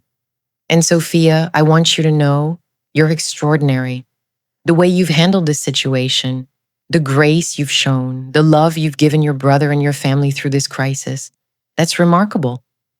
"I don't feel remarkable. I feel like I'm barely holding together. That's what remarkable looks like. Holding together when everything's falling apart." We hugged, and I felt her shake slightly from suppressed sobs. "Thank you," she whispered, "for believing in us, for not judging us too harshly, for helping however you could. I wish I could have done more. You did more than you know." Before we continue, if you're enjoying this story, make sure to hit that subscribe button so you don't miss any of our upcoming tales. And while you're at it, drop a like and let us know what you think in the comments below. Now, let's get back to it. The wedding day dawned clear and warm, perfect weather for the celebration that felt more like a funeral. I arrived at the Peninsula Club at 8 a.m. to oversee setup. Everything had to be perfect, not just because I cared about my professional reputation, but because this wedding mattered more than most. This was James and Emma's beginning, and it was the last celebration Sophia would attend before losing everything she'd known. The ballroom looked beautiful. Sophia had designed much of the decor, elegant, sophisticated, with Korean and American elements woven throughout, white and gold with accents of deep blue, peonies and orchids in every arrangement, modern minimalist aesthetic with touches of traditional Korean patterns. It was her masterpiece, her final project in the country she loved. Emma arrived at 11 a.m. to start hair and makeup. She looked nervous but determined. "Today's about starting my life with James," she told me, "about celebrating love, about showing our families that good things can still happen even when everything feels hard. I'm not going to let my anxiety or the grief about Sophia ruin this." That's the right attitude. And Emma, Sophia wanted me to tell you something. She wants you to be happy today, to actually enjoy it. She's worried you'll spend the whole time being sad about her. Emma's eyes filled with tears. That's so like her, facing deportation, and she's worried about my happiness. She loves you. You're her sister now. I love her too. I'm going to miss her so much. James arrived at noon, looking handsome in his tuxedo and absolutely terrified. "I'm getting married," he said, like he couldn't quite believe it. "In 3 hours, I'm getting married. You've been planning this for months. Why do you seem surprised? Because it's real now. Emma's here, my family's here. In a few hours, I'll be a husband. And in 7 weeks, I'll lose my sister. It's all happening so fast. James, focus on today, on Emma, on the commitment you're making. The Sophia situation is heartbreaking, but it doesn't diminish what you and Emma have. I know, I just wish everything could be good. I wish I could have this without losing that. That's life. Joy and grief often exist simultaneously. You just have to hold space for both." Sophia arrived at 1 p.m., wearing an elegant navy dress as maid of honor. She'd done her hair and makeup carefully, looking sophisticated and put together despite the emotional turmoil. "How are you?" I asked. "I'm okay. Today's about James and Emma. I'm going to be present, supportive, and happy for them. The grief can wait until tomorrow." "Sophia, that's admirable, but don't force yourself to suppress. Maya, if I let myself feel everything I'm feeling, I'll fall apart. And I can't fall apart today, so I'm compartmentalizing. I'll deal with my emotions later. Today, I'm the maid of honor. That's my role." I wanted to argue, but recognized that everyone copes differently. If Sophia needed to compartmentalize to get through the day, that was her choice. The ceremony began at 3 p.m. 200 guests filled the ballroom. James's parents sat in the front row, looking proud and devastated simultaneously. Emma's parents sat across the aisle, beaming with joy, blissfully unaware of the immigration crisis happening in the background. The wedding party walked down the aisle. Sophia was first as maid of honor, walking with grace and composure. When she reached the altar and took her place, I saw her jaw clench as she fought back tears. Then Emma appeared at the back of the aisle on her father's arm. She looked stunning. Her dress was simple but elegant, perfectly tailored, complementing her figure without being ostentatious. Her hair was in a soft updo with delicate flowers woven through. Her makeup was natural, highlighting her features without dramatic artifice. But the most beautiful thing was her expression: genuine joy, nervous excitement, love. For once, Emma wasn't performing. She wasn't forcing herself through anxiety. She was actually present, actually happy, actually experiencing this moment. James watched her walk down the aisle, with tears streaming down his face. Not sad tears, overwhelmed tears. The kind you cry when you're witnessing something beautiful and important and life-changing. Emma reached the altar. Her father kissed her cheek, shook James's hand, and took his seat. The officiant began.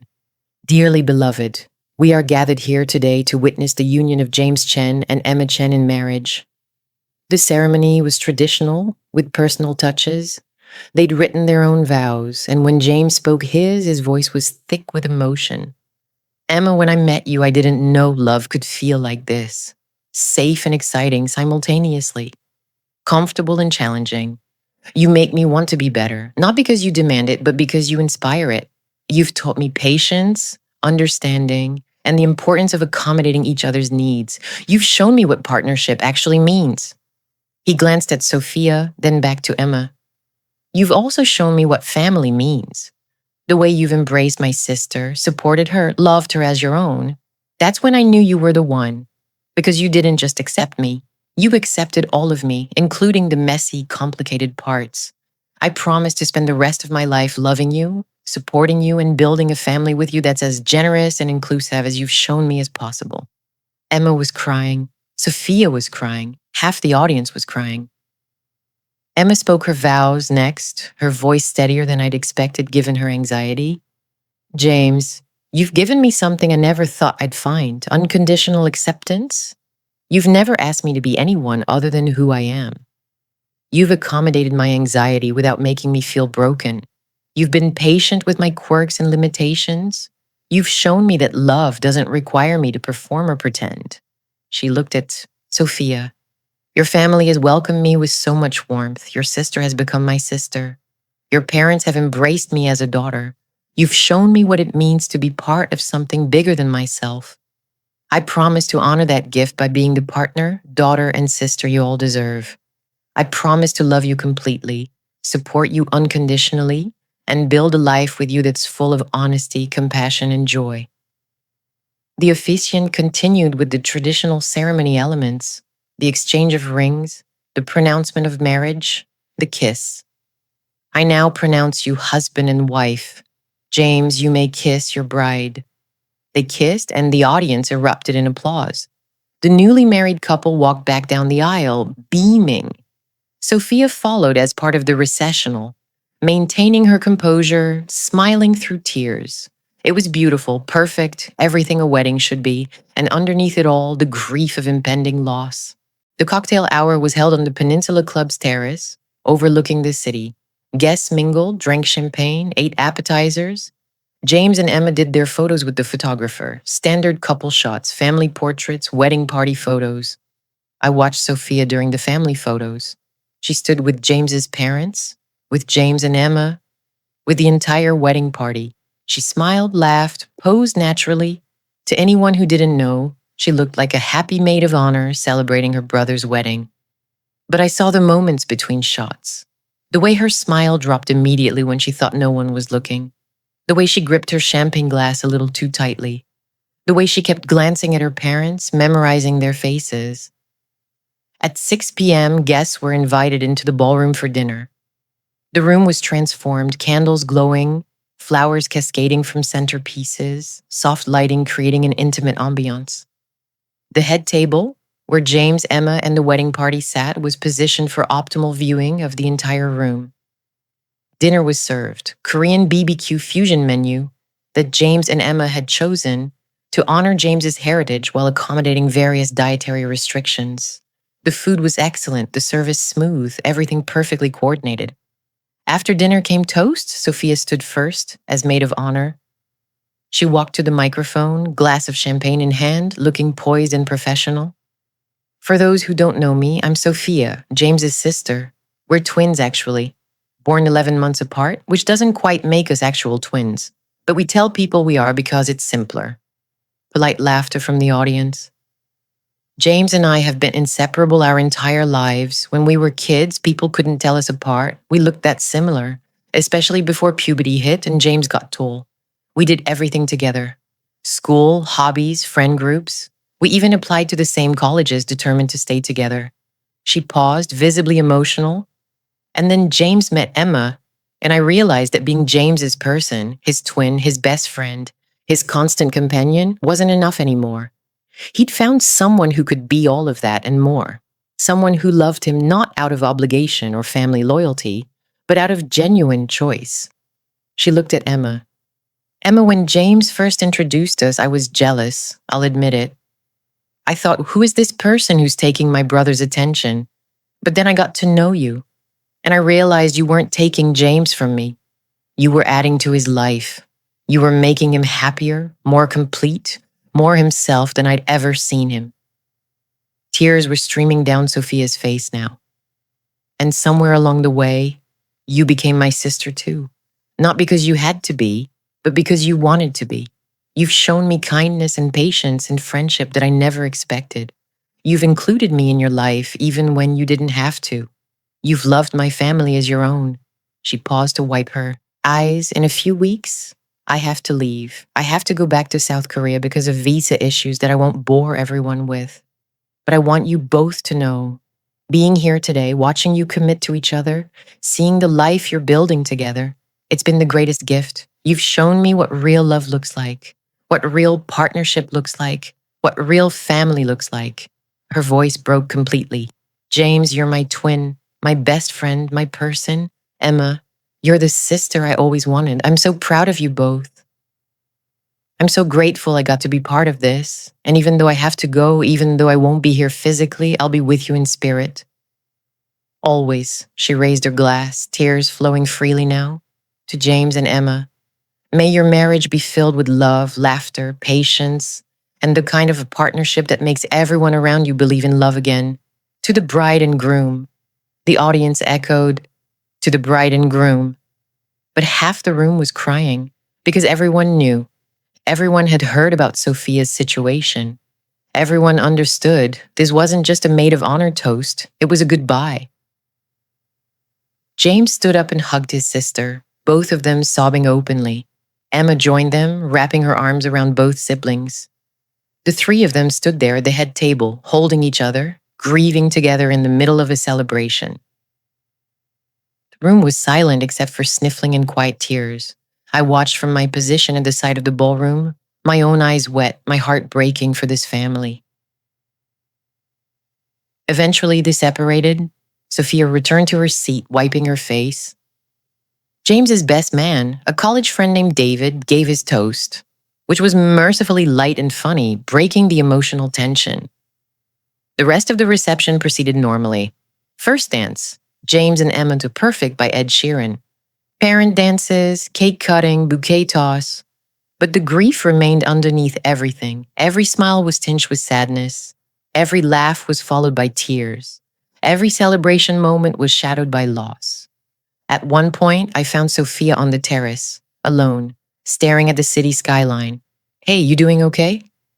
No, she said honestly, but I'm surviving. That speech took everything I had. I almost couldn't get through it. It was beautiful, Sophia. Heartbreaking, but beautiful. I wanted them to know, before I leave, that they've given me something precious, that knowing them, being part of their story has mattered. They know, everyone knows. Maya, can I ask you something? When I'm in South Korea, when I'm building a new life there, will you tell me about weddings? Will you send me stories about your work, about couples you're helping, about the beautiful celebrations you create? I know it sounds silly, but it's not silly.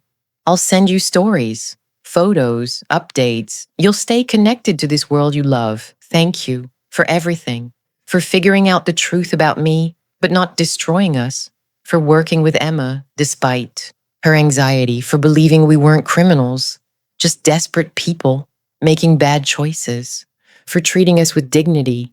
Sophia, you deserve dignity. You all did. The system doesn't think so. The system thinks I'm disposable. The system is wrong. We stood in silence for a moment, then Sophia squared her shoulders. I should get back inside. It's almost time for the last dance. I don't want to miss any of it.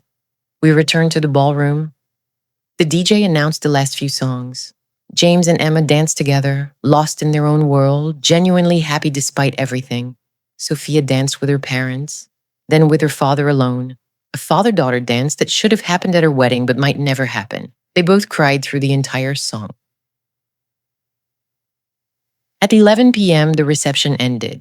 Guests filed out, hugging James and Emma, hugging Sophia, many of them saying goodbye to her specifically because they knew they might not see her again. The venue staff began cleanup. I supervised the process, making sure every detail was documented, every moment captured, every angle photographed for Sophia to have later. James, Emma, and Sophia sat at the head table, long after everyone else had left, not wanting the night to end. Because ending the wedding meant moving toward the deportation, meant acknowledging the time was running out. "We should go," Emma finally said gently. "The hotel is waiting, and we all need rest." They stood, hugged, said goodnight. James and Emma left for their wedding night at the hotel suite I'd arranged. Sophia left with her parents, and I stayed behind with the cleanup crew, watching the beautiful ballroom get dismantled, the flowers packed up, the evidence of celebration removed. It had been a perfect wedding, everything executed flawlessly. The couple was happy, the families were united, the celebration was meaningful, and in 7 weeks, it would all be overshadowed by deportation. The weeks after the wedding passed in a blur. James and Emma didn't take a honeymoon. They stayed in Chicago to spend as much time as possible with Sophia before she had to leave. I stayed in touch with the family, providing the exhaustive documentation I'd promised. Professional photos from multiple angles, video footage, even some behind-the-scenes moments the family hadn't known I was capturing. Sophia helping Emma with her dress, James and Sophia laughing together before the ceremony, the parents watching their children with pride and grief. I compiled everything into a comprehensive package, a wedding album for James and Emma, and an identical album for Sophia to take to South Korea. Video files edited professionally. Even small details like the dinner menu, the program, the place cards. Physical mementos Sophia could keep. "This is incredible," Sophia said when I delivered everything to her 3 weeks before her departure date. "It's like I can relive the entire day." That was the goal. So when you're in Seoul, when you're feeling homesick, you can look at these and remember that you were part of something beautiful. I'm going to cry every time I look at these. That's okay. Grief and joy can coexist. Sophia's departure date was set. August 12th, 3 days before her visa officially expired. She'd booked a one-way flight to Seoul, arranged temporary housing, connected with the wedding planner I'd introduced her to. She was as prepared as someone could be for exile. The night before she left, the Chen family held a goodbye dinner. They invited me, which surprised me but felt appropriate given how intertwined I'd become with their story. We gathered at the Chen family home, James and Emma, Sophia, Mr. and Mrs. Chen, a few close family friends. The atmosphere was heavy with impending loss. "Tomorrow our daughter leaves us," Mr. Chen said during dinner, his English thick with emotion and accent. "This is not right. She is American. She grew up here. She belongs here. But government says no. Government says she must go." Mrs. Chen was crying openly. "We brought our children here for opportunity, for better life. Now they take our daughter away. This is America. This is opportunity?" There was no answer to that question. Nothing to say that would make it better. After dinner, I gave Sophia one final gift, a leather portfolio containing contact information for every wedding vendor I knew in Seoul, letters of introduction to event planners in South Korea, and a recommendation letter describing her talents and work ethic. "You're going to build something beautiful there," I told her. "This isn't the end of your dreams, it's just a different path to them." Thank you, Maya, for believing that, for helping me believe it. The next morning, I went to the airport to see her off. Along with James, Emma, and her parents, I stood in the terminal watching Sophia check her bags, go through security, disappear into the international terminal. James was destroyed. Emma was holding him up. The parents were silent, empty, devastated. "She's really gone," James said. "My sister's really gone." "Not forever," Emma reminded him gently. "We're going to sponsor her. It'll take years, but she'll come back. 7 to 12 years. She'll be in her 30s. I'll miss her entire 20s. Her building a career, maybe falling in love, all the milestones. I'll miss all of it." "I know, baby, I know." I drove home that day feeling hollow. Sophia was gone. The system had won. A young woman full of potential and dreams had been exiled from her home because of paperwork and bureaucracy. It was wrong. Fundamentally, morally, completely wrong. And there was nothing I could do to fix it. For 3 months after Sophia's deportation, I stayed in touch with the Chen family. James and Emma settled into married life, trying to build their future while grieving Sophia's absence. They filed sponsorship paperwork, knowing it would take years to process. They video called Sophia weekly, watching her build a new life in Seoul. And Sophia survived. She got the assistant position with the wedding planner I'd introduced her to. She learned Korean wedding traditions. She started building a portfolio of events in Seoul. She was making it work, even though it wasn't the life she'd wanted. But then something unexpected happened.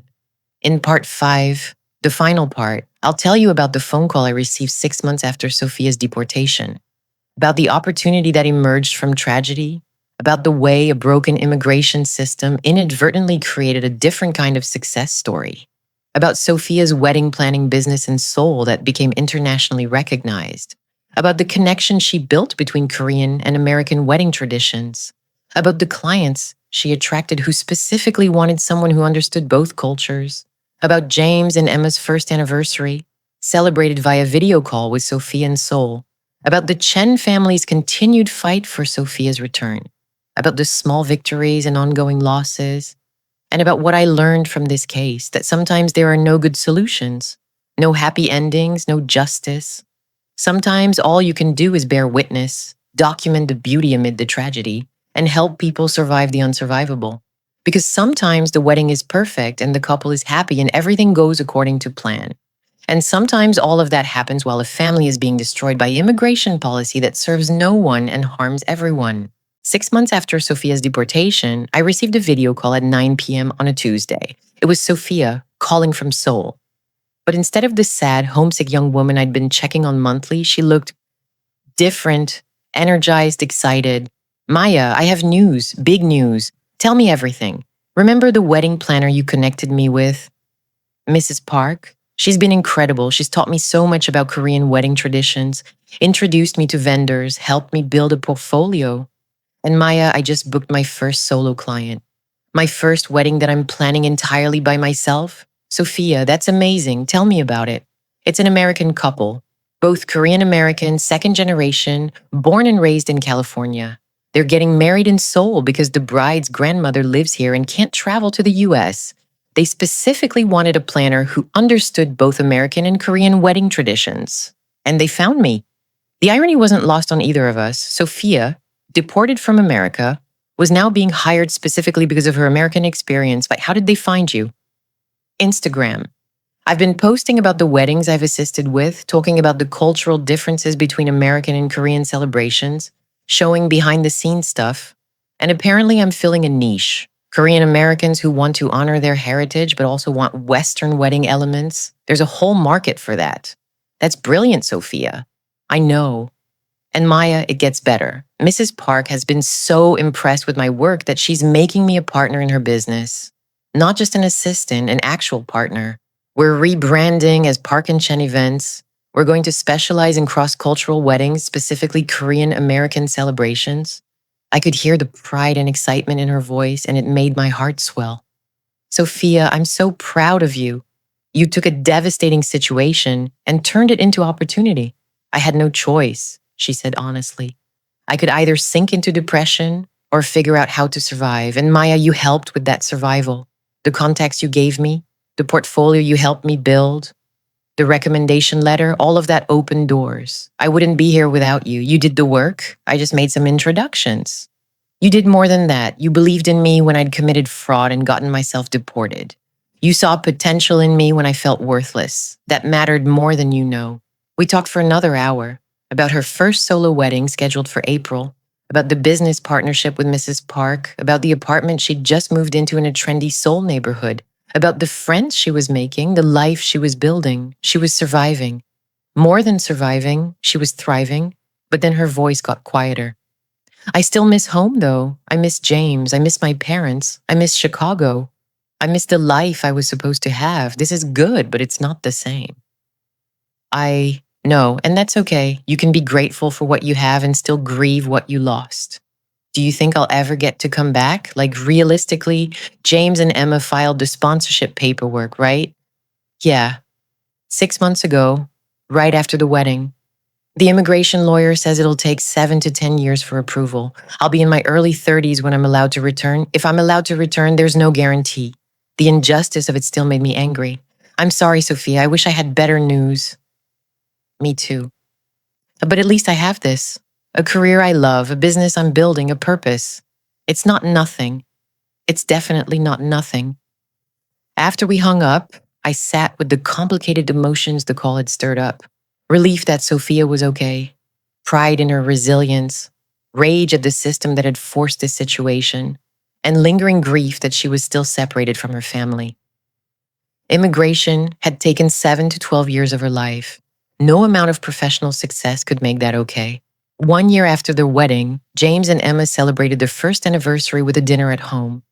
I knew because Emma had called to tell me about it and to thank me for helping make their wedding beautiful despite the circumstances. It was the hardest and best day of my life, Emma said. Hard because of Sophia leaving.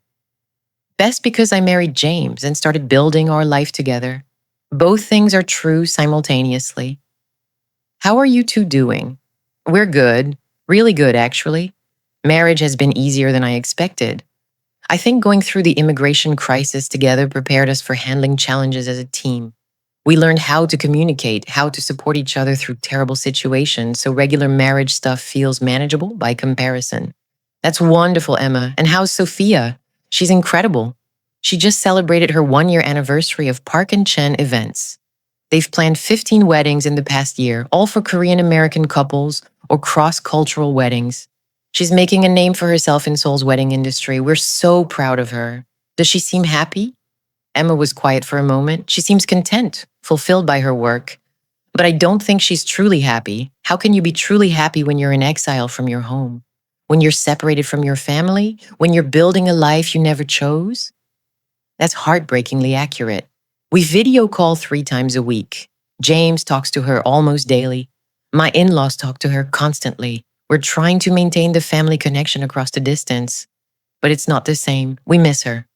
The house feels incomplete without her. Have you had any updates on the sponsorship application? It's in process, which means nothing is happening and won't happen for years. The immigration lawyer says they're running true to timeline, 7 to 10 years before approval. So we're looking at 2028 or 2029 before Sophia can potentially return. That's so long. It is. And honestly, Maya, I worry that by the time she's allowed back, she won't want to come back. She's building a whole life in Seoul. What if she's more Korean than American by then? What if she's put down roots so deep that leaving would be another trauma? What if we lose her permanently, even if the sponsorship is approved? It was a valid fear. People adapt. People build new lives. And after spending her entire 20s in South Korea, Sophia might genuinely prefer to stay there rather than uproot again. Have you asked Sophia how she feels about that? No. I'm afraid of the answer. I want to believe she'll come back the moment she's allowed, but I also know that might not be realistic. We talked for a while longer before hanging up, and I thought about the complexity of Sophia's situation, building a successful life in a place she never chose to be, while maintaining connection to a home she couldn't return to. The emotional gymnastics required to survive, that would be exhausting. 18 months after Sophia's deportation, I got an email that surprised me. It was from a bride in Seoul, an American woman marrying a Korean man, planning their wedding in South Korea. Dear Ms. Sinclair, my fiancé and I are planning our wedding in Seoul this November. We've hired Sophia Chen from Park and Chen Events as our coordinator. She speaks incredibly highly of you and showed us the documentation you created for her brother's wedding. The comprehensive photo packages, the detail in capturing cultural elements, the way you made sure every moment was preserved. It was exactly what we want for our wedding. Would you be available to fly to Seoul to plan our wedding? We know it's a big ask, but Sophia says you're the best, and we trust her judgment. I stared at the email in shock. Sophia was recommending me, sending me international clients, building a professional relationship across continents. I called her immediately. Sophia, I just got an email from Jennifer Kim. She said you recommended me? I did. Jennifer and Daniel are amazing, super sweet couple, good budget, clear vision. They want someone who understands both American and Korean wedding traditions. I immediately thought of you, plus it's an excuse to work together again. I've missed collaborating with you. Sophia, I'm a Chicago-based wedding planner. Flying to Seoul for a wedding is expensive and complicated, I know, But Maya, hear me out. There's a market for this. Korean Americans getting married in Seoul but wanting American-style planning. Americans marrying Koreans and needing someone who can bridge the cultural gap. If you and I partnered on these weddings, you handling the American clients, me handling the Korean logistics, we could create something really special. You're talking about international wedding planning. I'm talking about building a niche that serves people like my family. People caught between two cultures, trying to honor both. We understand that experience. We could help them.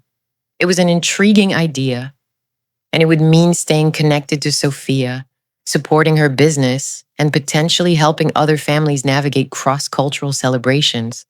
Let me think about it, but Sophia, I'm honored you'd recommend me. That means a lot. You helped me when I was at my lowest. Of course I'd recommend you. You're not just a wedding planner. You're someone who actually cares about the people behind the weddings. That's rare. I ended up taking Jennifer and Daniel's wedding. Flew to Seoul in November, spent 2 weeks coordinating with Sophia, experienced the Korean wedding industry firsthand. It was fascinating. Korean weddings are simultaneously more formal and more efficient than American weddings. Shorter ceremonies, more structured receptions, strong emphasis on family and tradition. But with the influx of Western influence, younger couples were blending traditions, creating hybrid celebrations that honored heritage while embracing modernity. Sophia had positioned herself perfectly in this market. She understood both sides. She could translate not just language but culture, explaining to Korean vendors what American couples expected and helping American couples appreciate Korean traditions. Working with her was seamless. Despite the ocean between us for the past 18 months, we'd maintained enough connection that collaboration felt natural.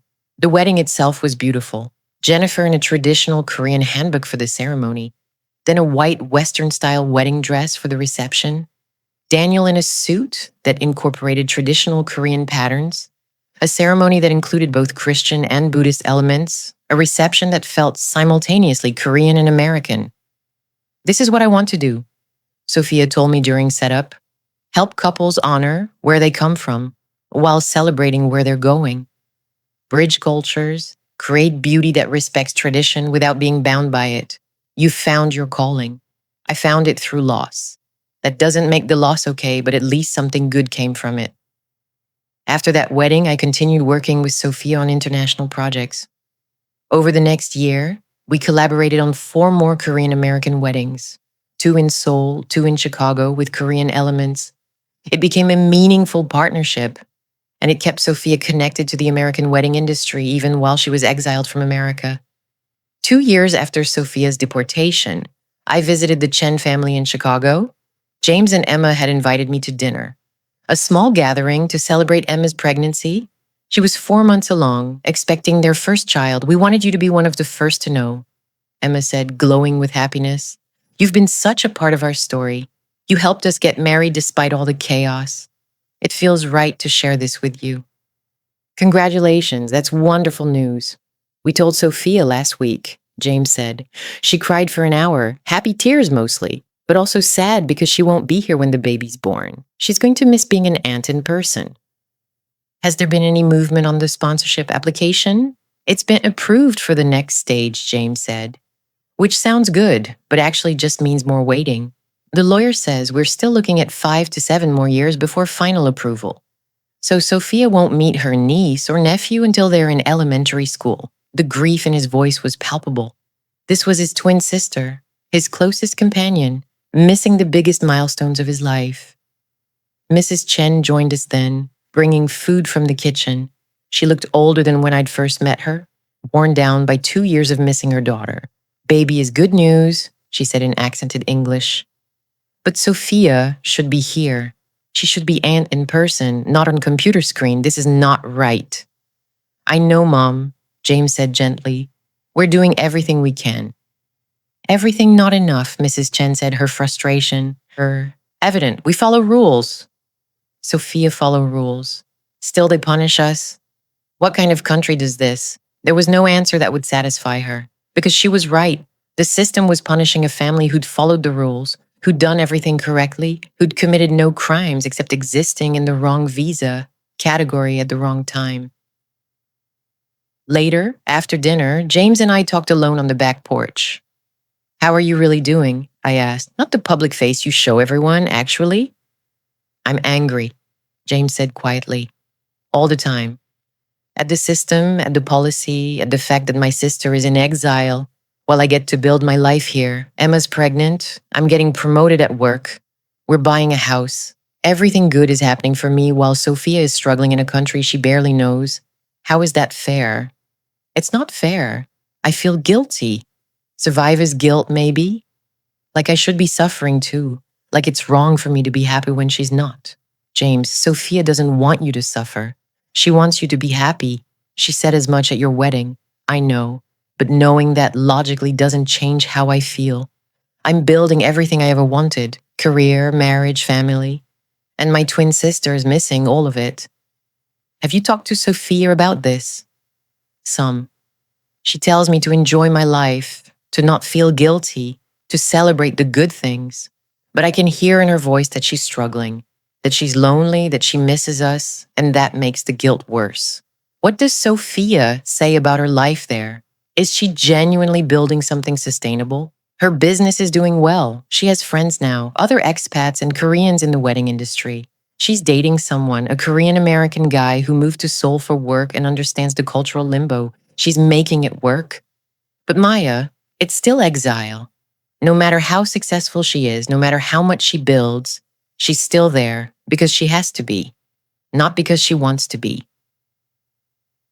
We sat in silence for a while, watching the Chicago skyline in the distance.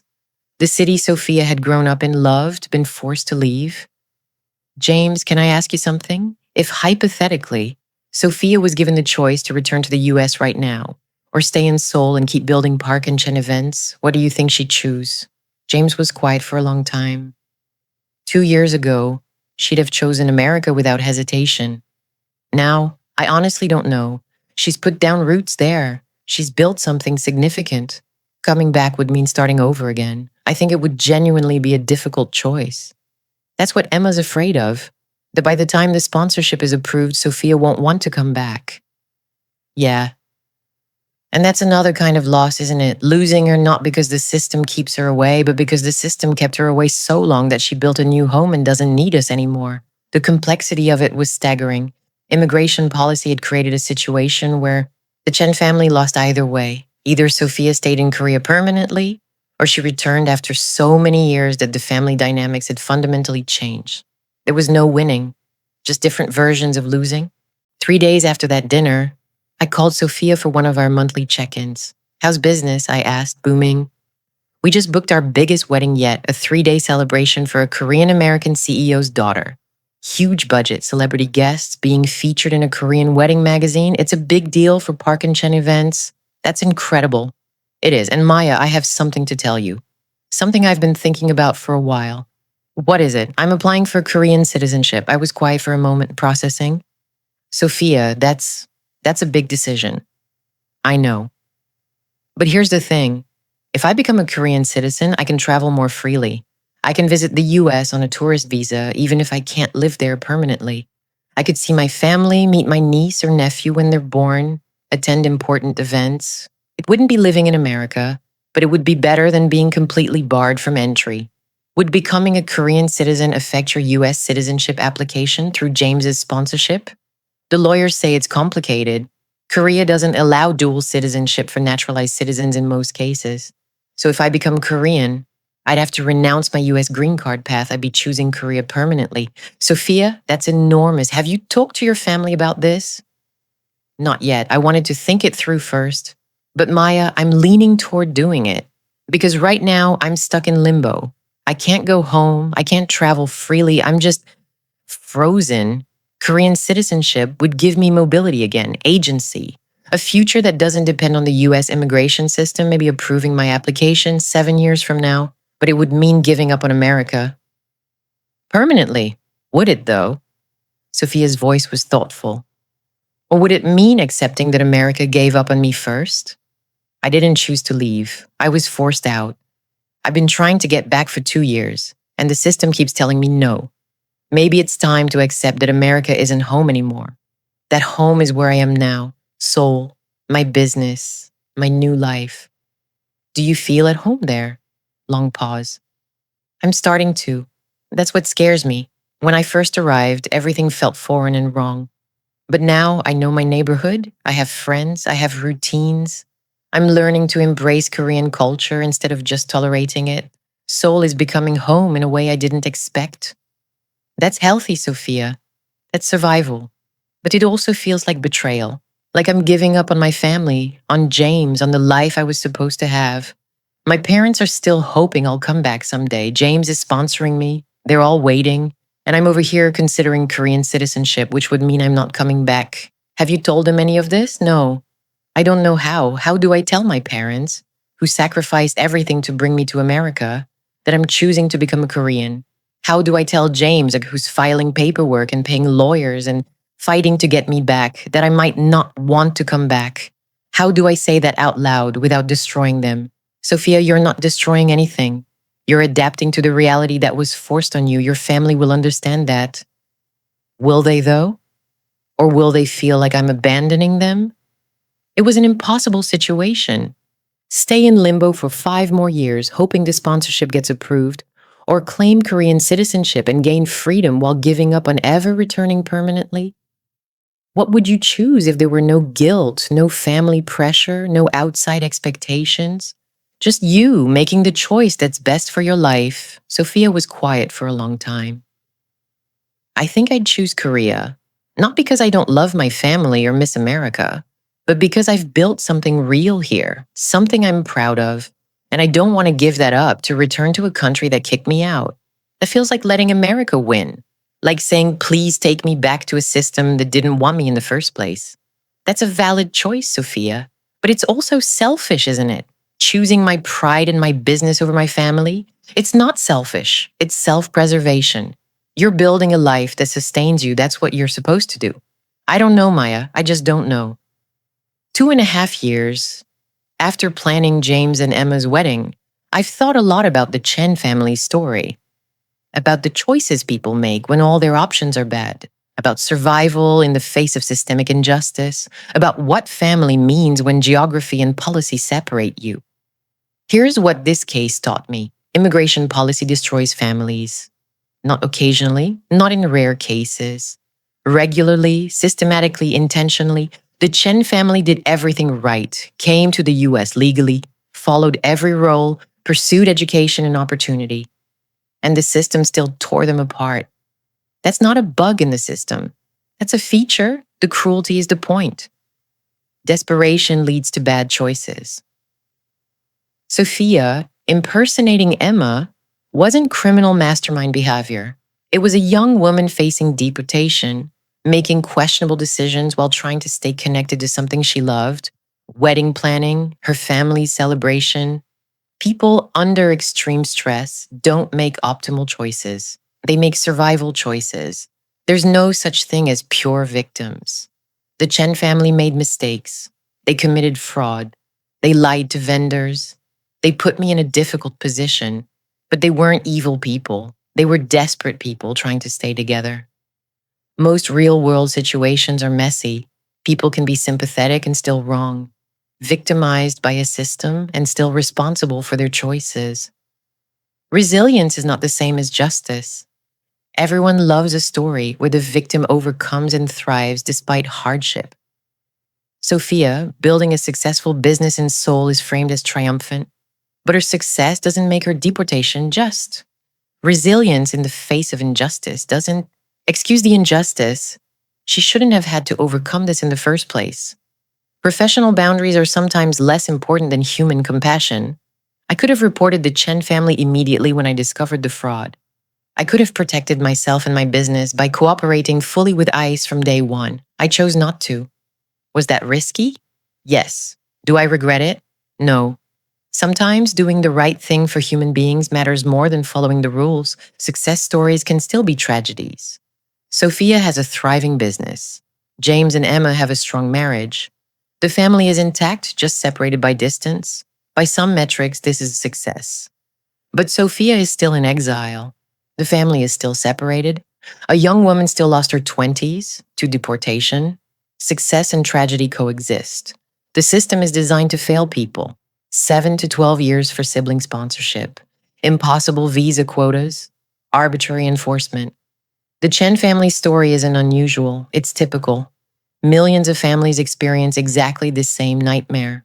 The system is functioning exactly as designed to separate families, deter immigration, and punish people for seeking better lives. And finally, weddings are political. I used to think wedding planning was a political, just creating beautiful celebrations for couples. But after the Chen case, I understand that weddings exist within political contexts. Immigration status affects who can attend. Visa timelines affect when ceremonies happen. Family separation affects who's missing from photos. Weddings are personal, but they're also shaped by policy in ways we often ignore. 3 years after Sophia's deportation, I received a package in the mail from Seoul.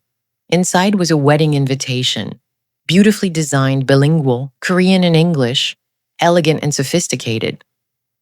Park and Chen Events cordially invites you to celebrate the marriage of Sophia Chen and Daniel Kang. October 14th, Seoul, South Korea. I called Sophia immediately. You're getting married. I am. She sounded genuinely happy. Remember Daniel, the Korean-American guy I mentioned? We've been dating for 2 years. He proposed last month. And Maya, I want you to plan the wedding with me as co-planners. Sophia, I would be honored. There's something else. My parents and James are coming. James's daughter, Emma, my niece, will be 1 year old. She'll be at her aunt's wedding. It's the first time my whole family will be together since my deportation. That's wonderful. It is. And Maya, I made a decision. I'm applying for Korean citizenship. I'm choosing to stay here, build my life here, make this my home. Not because I don't love my family, but because I do. I love them enough to build a life I'm proud of rather than waiting in limbo for a return that might never happen. How did they take it? James cried. My parents were devastated at first, but then they saw how happy I am here, how much I've built, how good my life is becoming, and they understood. They don't like it, but they understand. I'm proud of you, Sophia, for building something beautiful out of tragedy. Thank you for everything, for believing in me when I was at my worst, for helping me survive, for staying in my life even after I left Chicago. You've been more than a wedding planner. You've been a friend. I flew to Seoul that October for Sophia's wedding. It was stunning, a perfect blend of Korean and American traditions, reflecting Sophia's dual identity. The ceremony in a traditional hanok, the reception at a modern hotel. Her parents crying as they walked her down the aisle. James giving an emotional toast about his twin sister finding happiness despite everything they'd endured. Baby Emma, James and Emma's daughter, stealing the show by babbling through the ceremony, making everyone laugh. It was beautiful, joyful. Oh, exactly what a wedding should be. And afterward, at the reception, I watched Sophia dance with her new husband, with her family, with friends she'd made in Seoul. I watched her parents finally smile, really smile, for the first time in years. I watched James hug his sister, both of them crying but laughing too, and I thought, this is what survival looks like. Not perfect, not what anyone would have chosen, but real and hard-won and meaningful. Sophia had been deported, had lost years of her life to an unjust system, had been separated from her family during her brother's wedding, the birth of her niece, countless family milestones. But she'd survived. She'd built something beautiful. She'd found love, career success, a new home. Was it justice? No. Was it enough? It had to be. Because sometimes there is no justice. Sometimes the system wins. Sometimes all you can do is survive, adapt, and build whatever life you can from the wreckage. And sometimes, just sometimes, that life turns out to be beautiful despite everything. If you've stayed with me through this entire story, through the identity fraud, the immigration crisis, the deportation, and the eventual rebuilding, thank you. I know it's not the typical wedding disaster story. There was no dramatic confrontation at the altar, no criminal groom revealed, no scandalous secret exposed in front of guests. Instead, this is a story about a different kind of disaster. The disaster of a broken immigration system that separates families for no good reason. The disaster of watching a young woman get exiled from her home because of paperwork and visa quotas. The disaster of a family doing everything right and still losing. If you're watching this because you're facing immigration challenges yourself, or because someone you love is caught in the system, I see you. I know how painful this is. I know how unjust it feels. Here's what I want you to know. You're not alone. Millions of families experience exactly what the Chen family experienced. The system is designed to be cruel. Your suffering's not unique, and that's both devastating and weirdly comforting. There's a whole community of people who understand. Resilience is real, but it's not fair. You shouldn't have to be resilient. You shouldn't have to overcome. But if you do survive, if you do build something from the wreckage, that's real and meaningful, even though it's also unjust. Family is what you make it. The Chen family maintained their bonds across oceans. They video called 3 times a week. They stayed in each other's lives despite the distance. Physical separation doesn't have to mean emotional separation. Immigration policy is inhumane and needs to change. If this story made you angry, good. Channel that anger. Support immigration reform. Vote for candidates who prioritize family reunification. Advocate for change. The system won't fix itself. And to wedding vendors, planners, photographers, florists, venue coordinators, if you encounter clients in immigration crisis, be compassionate. You might be the only person in their professional life who treats them with dignity. That matters more than you know. 3 cases now, 3 weddings where my job went beyond floral arrangements and timelines. Lauren, poisoned by her groom, saved by paying attention to her symptoms. David, the bigamist, exposed before he could destroy another family. And the Chen family, navigating identity fraud born of immigration desperation. I'm a wedding planner. I create celebrations of love and commitment. But sometimes the most important thing I do is bear witness to injustice, document the tragedy, and help people survive the unsurvivable. The Chen family's wedding was perfect. The ceremony was beautiful. The couple was happy. Everything went according to plan. And underneath it all, a sister said goodbye to her brother. A family was torn apart, and a young woman began a decade of exile. That's the reality behind some weddings. Behind the flowers and the dancing and the celebration, there's sometimes deep pain that no amount of planning can fix. All I can do is acknowledge it, document it, and hope that bearing witness matters somehow. Sophia is thriving in Seoul. James and Emma are raising their daughter. The family is still fighting for reunification, but they're also accepting the possibility that Sophia's home is Seoul now. It's not the ending anyone would have chosen, but it's the ending they're building together, making it work, finding beauty amid the injustice. And sometimes that's the best anyone can do. Thanks so much for joining us on this journey. If you loved this tale, please subscribe to Tin Tea Tales for more stories like this one. Hit that like button, leave a comment with your thoughts, and check out our latest uploads on the channel. We'd love to hear from you, and we'll see you in the next one.